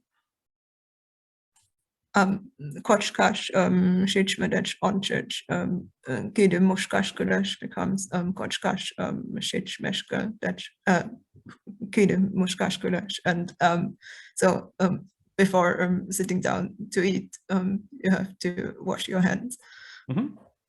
Very good. Right. So here we just want to see if we can form all the simple past tense for forms in all persons, which then basically means, do we remember how to form the sorry, it's compound past tense for, so by extension it's simple past tense too. We're seeing if we can form these. And yeah, I'm going to skip this one because I know that I can do this one, and then everybody gets one. And we'll start with Sonia getting the first one.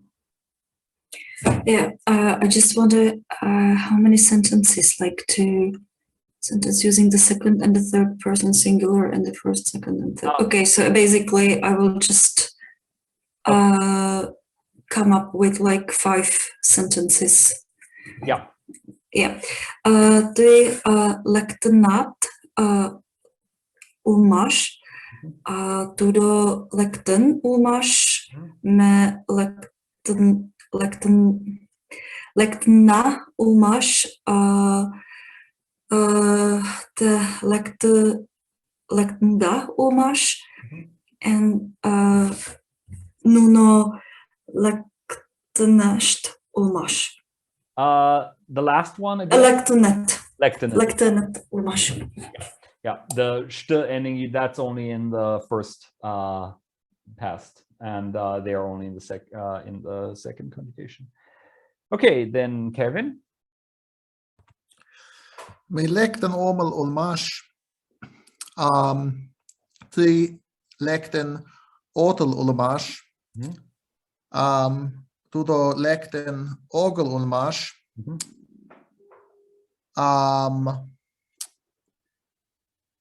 Me lekten ognal ulmash. Te lekten ogdal ulmash. Nuno lekten. Oh, was it ogel ulmash again? Ogetel ulmash. Ogetel ulmash. But close. Right, then Sandra. Mij condenat ulmash, de condenat ulmash, tudo conde, no, not nausea, no, conde. Yeah. Ulmash, me condena,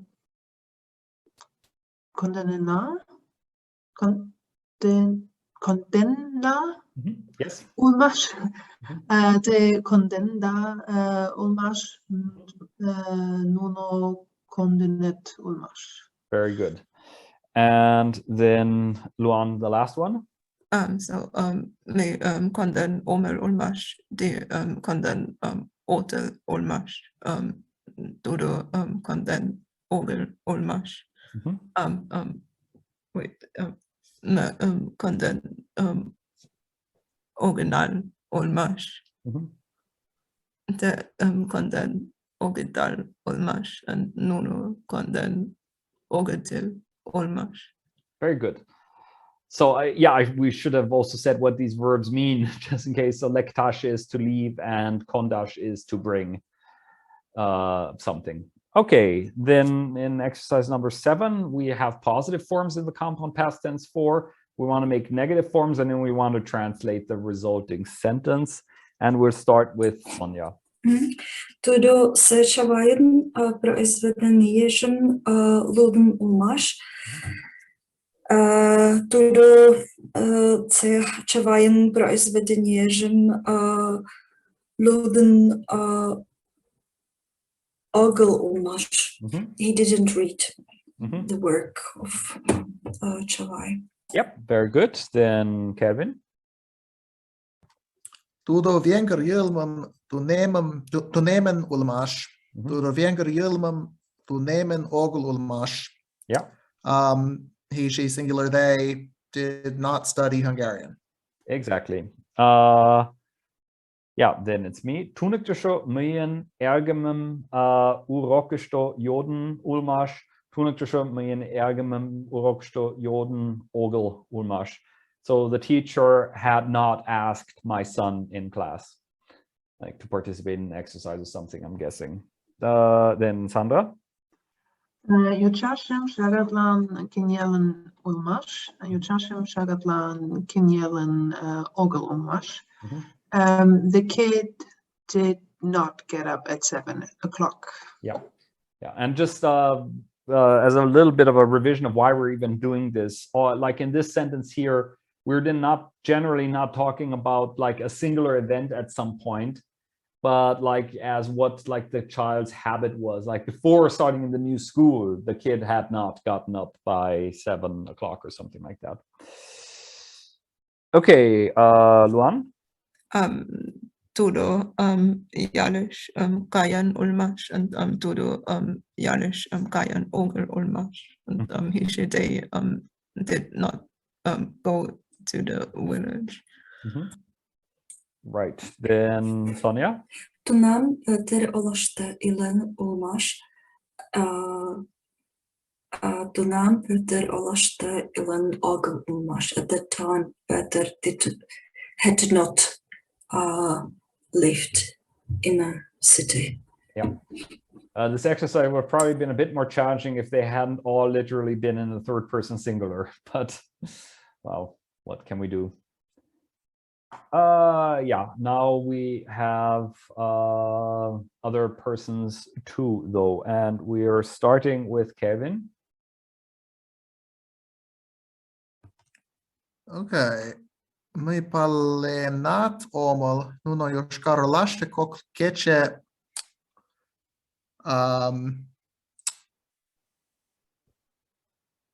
lienest ulmash. Almost lienet ulmash. Lienet ulmash. Yeah. So when we have the sh in the second person, sorry, in the first, in simple past tense one, the where we have the ending st, there, that's then a part of the tense mark. It's the tense marker. And sometimes, like is with the desiderative, we have the st in the third person plural, but then that's because that's the possessive suffix for some reason. A little note just about the, oh wait, can you translate it still? I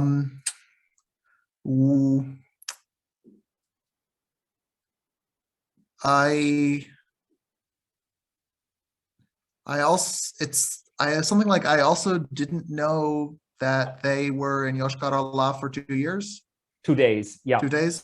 Yeah, it's like I didn't even know or something like that. The at is like here more like even or so. It's like I didn't even know. And the fact that was throwing me off for a second because I was seeing a second person ending. Yeah, no, it's the additive particle, which sort of corresponds to Finnish kin and can, sort of. And here it's like even or so. I didn't even know that blah blah blah. And the fact that all of these things, it's always I didn't even know blah blah blah blah. Here we can see how we are basically forcing a mirative reading in these sentences, where we're saying, if I'm saying I didn't even know that XYZ, then I'm by default denoting XYZ as something that surprised me in a way. Okay, then second one is me. Me palenat omel turo piesem vele oger yomakmat vozen ulmash. I didn't even know that he, she, they didn't just write plays, but also fairy tales. Then Sandra. My palanet omel otto pusulamotem nel.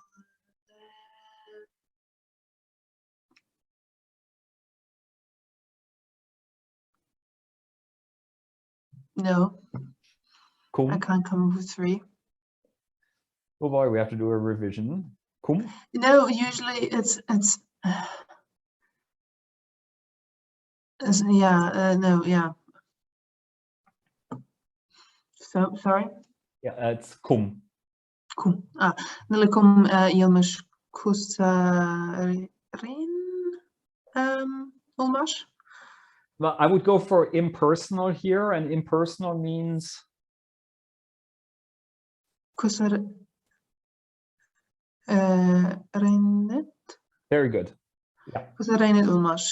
So I didn't even know that they had translated the poem Otto into 43 languages. Yes. I have no idea if this figure is anywhere close to accurate because I don't know how many translations there are in total. And if it's accurate now, we can certainly make it inaccurate by adding some translations to this, like an Esperanto translation, or maybe even a Klingon translation or so. Right. Then Luan? Me palenat omel de tahtustu tournament da olmash. I didn't know that you have lived in Tartu. Not lived, studied. Studied. But yeah, then Sonia?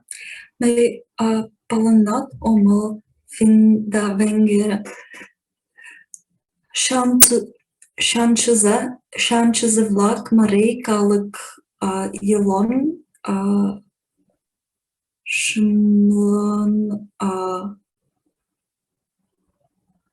Shimlanet umlash. Yep. I didn't even know that Finnish and Hungarian scientists, and I wonder what Shimlash is like. Research study. Research. Did research into Mari, into the customs of Mari people. Yeah, Mari folk costumes, something like that. Customs, not costumes, sorry. Okay, number 9, we just have to read and translate, and we'll start with Kevin. Okay.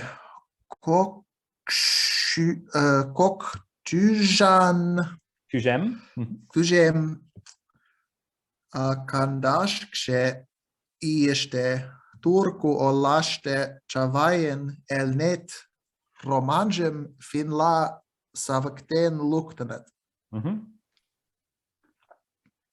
So in 2008, in the year 2008, in Turku, the Chavain's novel Elnet was published in Finnish.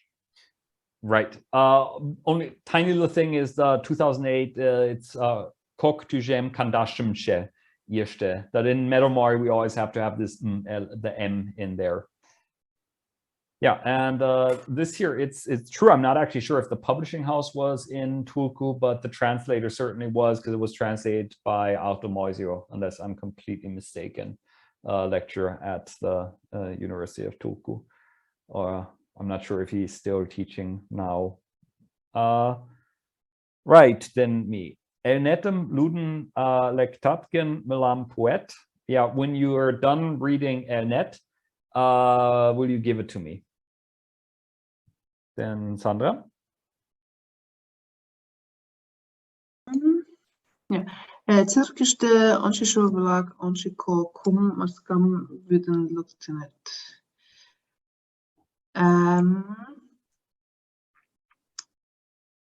Yeah.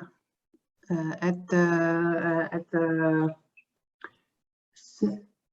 circus. 3 bears were led out in front of the viewers. Very good. And then Luan, the last one. Garnish ikanashta shude baika godal lecten so into the road, like 100 bikers drove in at once. Right. Okay, so exercise number 10, we are now looking for the least offensive collocation, acknowledging that a lot of other collocations would be possible too. But we're looking for the one that would come the most natural. And I'll always mark the ones that we have already had. And we'll start with Sonia. I think that especially with Otto, there are quite a lot of, not a lot of, but several possibilities. Užar, Otto, silné, motor, kogo. Yeah, they're all good, but it's like another hint here. If there is a collocation in the poem Otto, then that's what we want here. Okay, užar. No, how is it? No, I should have learned it by heart. I don't remember. Silna, was it? I mean, they're No. all good, but they're not. Samarek. No. No, it's Timek, which is like. Stomach. Okay, it's a quiet silence, I think. Yeah. Exactly. So it's like one calm grove there is in our land. It starts. Okay. And then Kelvin, do you know where this grove stands? Oh no. Oh dear. Yer is not a word I remember, unfortunately. You know the Finnish cognate form of this one, though. Yer. Ari? What? Yer. Try Järvi. Oh, Järvi. Yeah. Okay.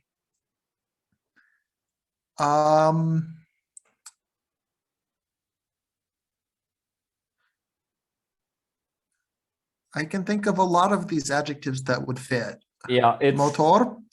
yeah, it would work, but what they're looking for is kugu because that's in the poem. Actually, I'm gonna make a note.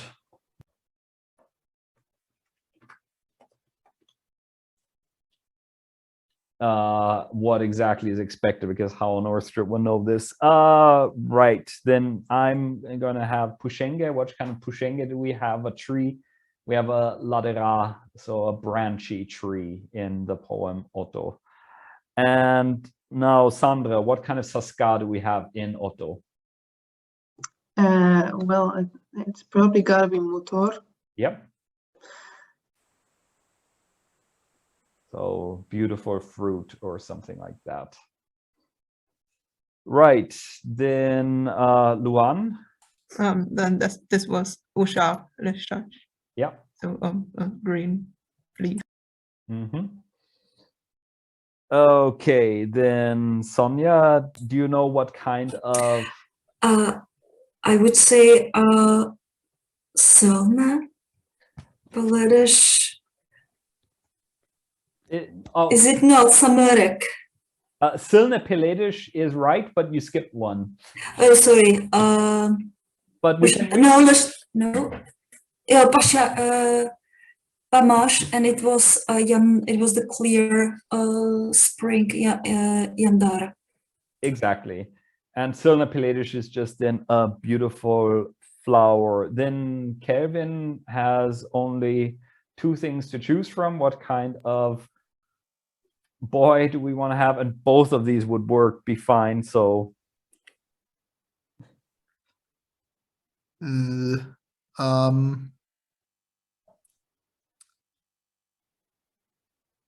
yeah, I think I'm just going to finish this. Unsure without looking. Yeah. They're looking for Samarik Derveze, which be like a young boy or so. And whereas like boy, not in the sense of like a child, but like a pubescent or post-pubescent boy. So a Yunasha, not a magic. Yep, exactly. Or like, I mean, I guess in Russian you just go for молодой человек or something like that. And then Tale Serese, which is just like a talented writer or so. Okay, number 11, we want to match up synonyms, understanding that the synonymity is never perfect, that the distribution of where we would use these is not completely the same, but still the closest partner that we always have. Starting with Sandra, Palash has what synonym? Palash and Shinshach, and both are to know, and one is to know by studying, and the other one is I forgot. Yeah, it's like Palash is a bit closer to like German kennen, like you can also knowing somebody or something like that. Whereas then Shinchash is closer to German Wissen, where it's like, yeah, you have the knowledge about something. Right, then Luan, Jap has? Shop and target. Yeah. Then the next one we can do, but Sonia can basically do it by process of elimination, maybe. Exactly. Ladera, it's like branchy, if I remember correctly. Yeah. And the only thing that I think it would go, it might go together with is Sharvak. Exactly, correct. And is it the same meaning, or like also like branchy or thick or something like that? Going in that direction, but I've got to say Sharvak is not an extremely common word. That Okay, thank you. I know it from this textbook, and that's it basically. Then Kelvin. Motor silnie. Yep. So that's beautiful. And then I get Narashta and Samarik, both meaning young, where Narashta is again sort of a somewhat very poetic or marginal word, not part of everyday vocabulary. Okay, number 12. Okay, these are just questions where we have to where we can get the answers from the text. I'm not sure if it makes sense to do it, but we can see. Sandra, you want to do the first one? Let me first get the text, because I only Sergei Chavain Mugai Shortchen. When was Sergei Chavain born? Which year? Sergei Chavain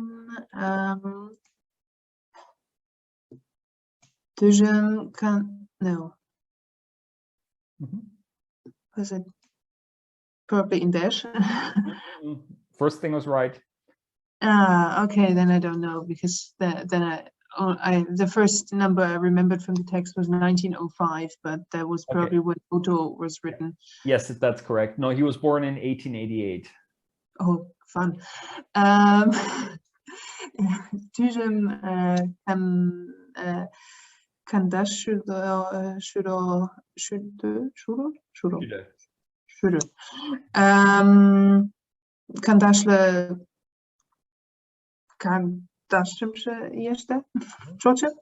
Very good. Right, then Luan. Kushto Tudo Tunemen. So where did he study Tudo Osan Tuniptisho Seminariste Tunemen? That's in the text. Yeah, exactly. And here we see something interesting in this question. Like I said in the very first lesson, that Mari doesn't do so-called WH movement, where the question words go to the beginning of the sentence, like in English. But here a Mari native speaker did it. That rather than asking Tudo Kushto to nehmen, where did he study? She said Kushto Tudo to nehmen. So it's possible in Mari too. It's just not as obligatory as it is in English. Okay, then Sonia, the third. Mogaj este oto pačelamut muzen tudo tužem in dešude výsemše este oto pačelamut muzen. Right, then Kelvin, if you want to. I am unsure what usheshtarash is. Like, what does it remind of? This is let's skip this one. I'll do the answers from the exercise key. So, Otto Pochlamut mom usheshtara, like, what does it bring to mind? What does it remind of? And it says, Otto Pochlamut kalak murem yomaken oi savertischem usheshtara, like, it reminds of folk songs and like the wordings of a fairy tale. And then the last one is Es Chavainen Mogai Proisvedenijem Paleda, like which works of Es Chavain, you know? Well, of course, then the answer depends on what you know. I could say Nimogai Pros Videnium Ompale. I don't know any works of his, but what the exercise key wants, Otopochlamutem, Elnet Romanem, Myksh Otar Musikalnoi Dramem, Ak Pater Historiceski Tragediem Palem. So I know the novel Elnet, sorry, I know the poem Otto, the novel Elnet, the musical drama The Apiary, and the historical tragedy Ak Pater. Right, so then we have two more exercises that are just now reading and translating, and the first one starts with Sandra. Oto počulam Kelsha. Lanem oto počulam Kelsha. Tuga. It's a dialogue, so you just read the line and translate. So sorry. Yeah. I didn't even read the. Okay. Oto počulam Kelsha. Do you like the poem Otto? Yeah. What are you going to answer? Who's going to ask that question? Say, no, I think it's crap. Okay, then Luan. It is a very beautiful poem. Very good, right answer. Then Sonia. Nejat ti de pačelamut miratem. I also it also appeals to me, or it appeals to me as well, or I love it as well. Yeah, I also love this poem. Yeah. Then Kevin. Тудо романтике кумалан произведение.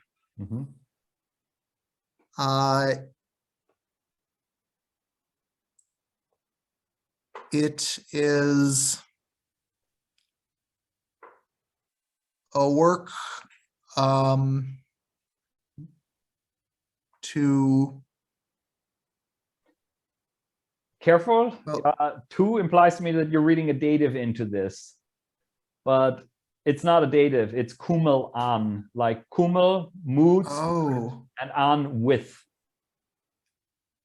Oh, so okay, so it is a work with romantic meaning, maybe. Yeah, like with a romantic spirit, with a romantic mood, something like that. Right, then Tudo Milanem Kalek Murum Usheshtara. It reminds me of a folk melody or folk song. Right, Sandra. Poet Mari Peterson to den ladera Pushengem Yandar Pamashim Urata. The poet loves the Mari nature. It's branchy trees and clear springs. Very nice. Yeah, then Luan. Poet Purtusum Vela Ogelmokta Narashta Bushenge Dene Samarik Yang Vlakum Dangastara. The poet does not only praise nature, he also compares young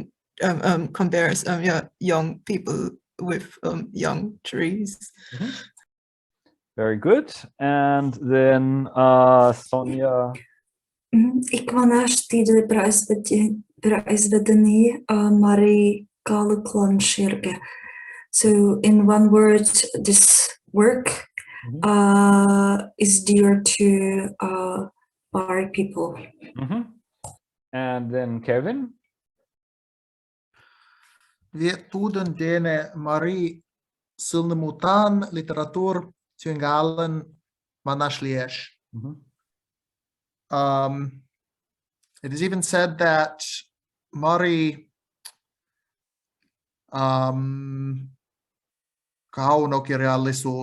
Exactly. Mari fine literature began with it. Yeah, exactly. So one can say that more fine literature began with it. Yeah. All in all, a very normal dialogue. Yep. This is just like a very everyday conversation. I like fine literature. It's like, oh, what's this literature like? It's fine. Okay, so here we now have, sorry, I'm going to take your picture out so we have more room for the text.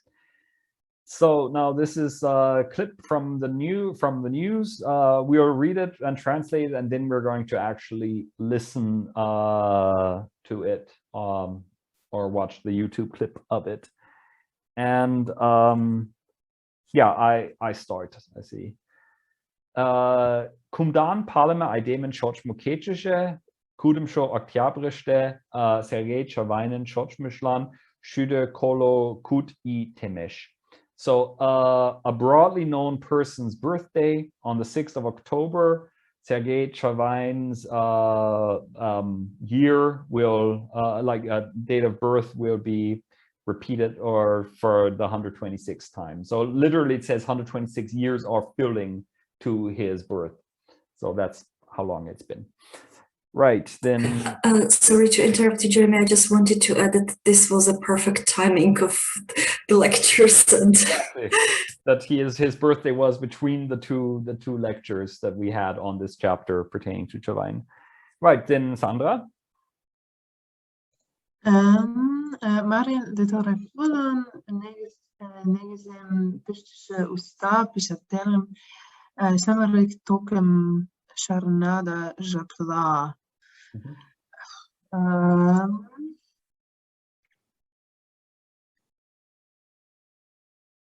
Where is the verb? The verbs are here. Sharnada japla. Okay. We only have sharnadash. I think we've already had sharnash at some other point. It's Is it praise and remember? Yes, remember and praise. Remember and praise. Okay.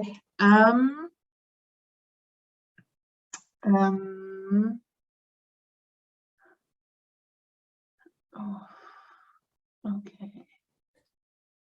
Okay, now you have to find the subject, but one thing to keep in mind when looking for the subject, if you see tukum and think it's an accusative because of the M, this is part of the stem. So, Yeah, I just okay, so the young generation remembers and praises the what was the negative? The talented, yeah. The talented writer for laying the foundation of Mari literature.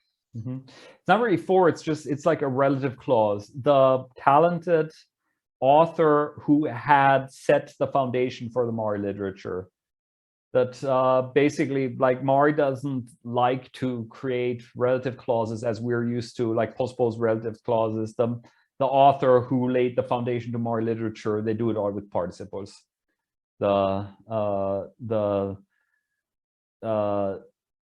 In German, you could, like, if you really strain yourself, you could form something like this. Der marischen Literatur ein Fundament gelegt habende Schriftsteller, or some nonsense like that. Okay, then Luan. Tide kech rut olas školagich to nemše vlak čavajen čapkuše vaptene vašline to dem poren shanaltene. On this day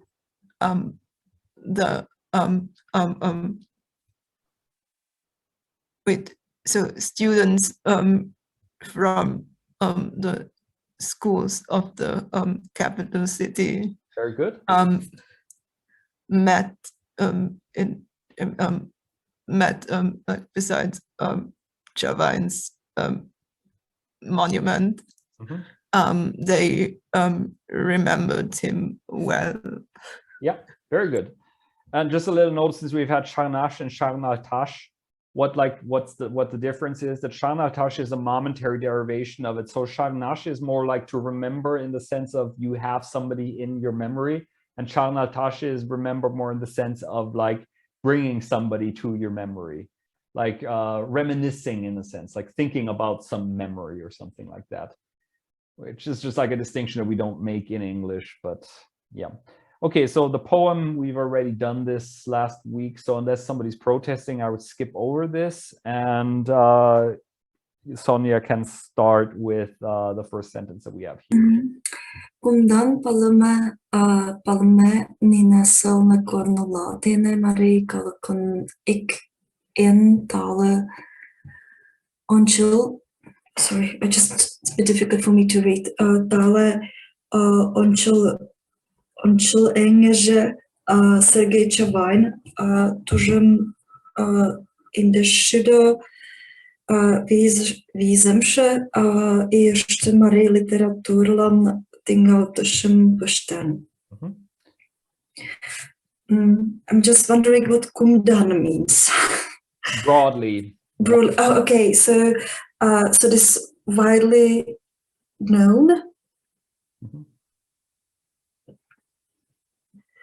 Those widely known beautiful lines. Very good. Yeah. To use free translation, I would say that these widely known beautiful lines stood at the beginning of Mari literature, but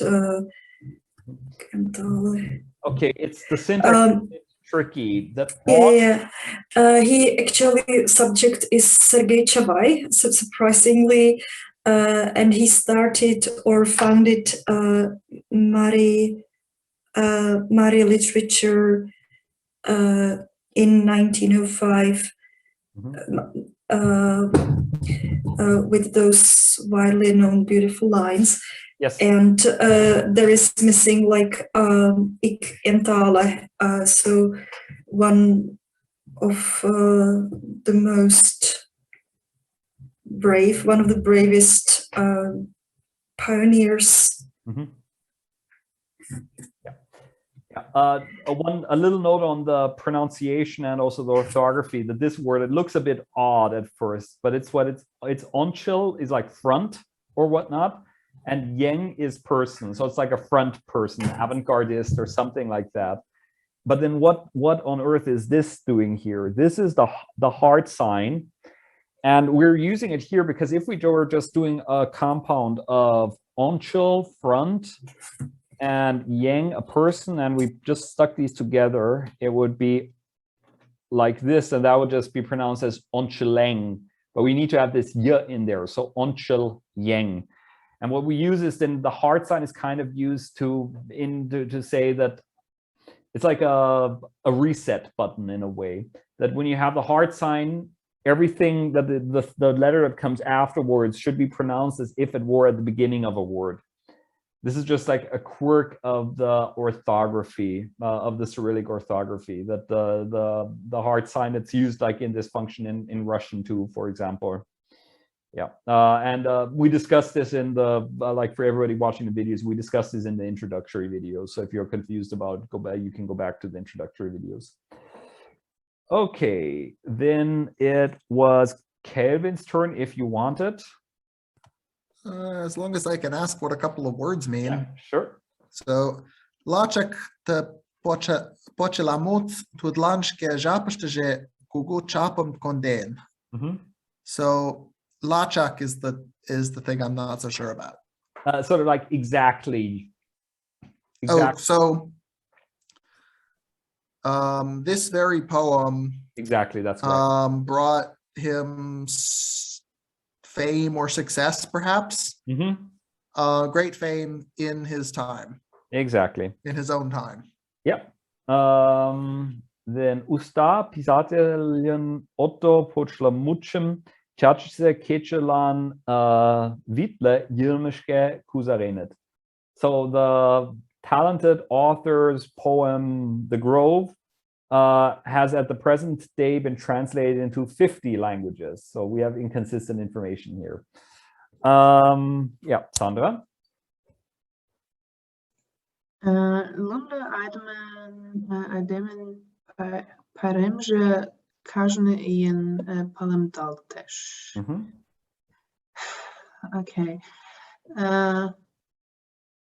My brain immediately came up with a German translation. That's very nice.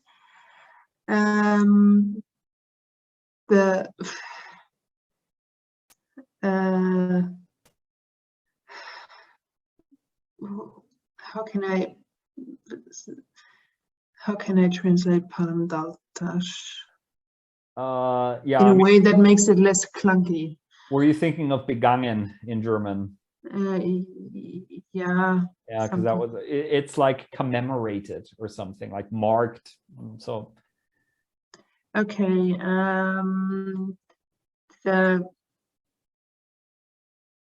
Not festival, but like the holiday of this famous person. A famous man is commemorated every year. Very good. Then Luan. The kitchen is a shot, Google shot, still much shot, Shancha, Pasha Yang shot, Tonik dish shot, Chilanat, Gacha Weinland, Shuku, Moktem, Mutem, Galasat. So on this day, the like, I guess it should mean like the young and the old, so the small and the I don't know. Then the poets, then Shansha Pasha Yangsha is like scientists or something. Yeah, like science workers or so. Oh, so science workers and teachers. All of them like say praise, words of praise, a lot of words of praise to Sergei Chorbai. Very good. And then Sonia. Tačice Kechalan sta pisatelën ilësh kornëshëm stalek pashëshëm pojan silnë mutëshëm literatur da etnografej kompleks arala.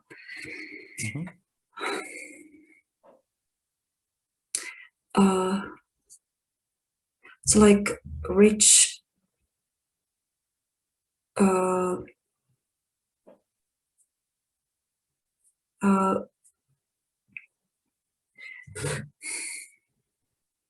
I wonder how to start. I hope I understand the sentence, but it's something preserves the memory of Chavain. Etnografický so this is I would say complex or institute of literature and ethnography preserves the work or the genius work of the genius work and the life or the memories of life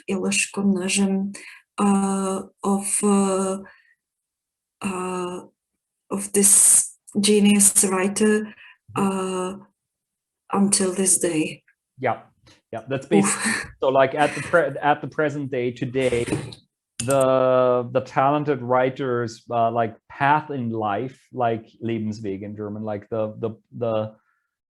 his life, basically his his genius works, his rich poetry are preserved by the literature and ethnographic complex or museum, basically. Or then Kelvin, if you want it. All right, tudam tüjem ikteşüde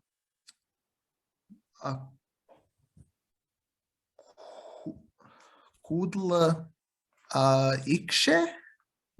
Yeah, no, it's tujem indeshude kudlo ikamshe. Kudla ikamshe ieshte October tuzashte portionate. So it was opened in 1961 in October, in the month of October. Yep, exactly. Tisse exponatvlak pisatelin tunamse ilishijum pures puat. The expositions there, or like the exhibits, open, like show the author's life from that time in its entirety.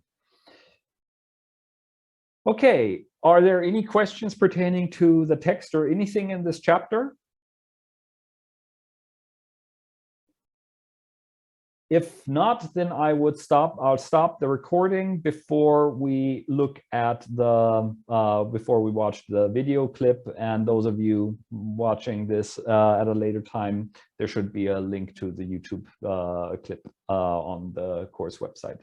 So for those watching at home, see you next chapter.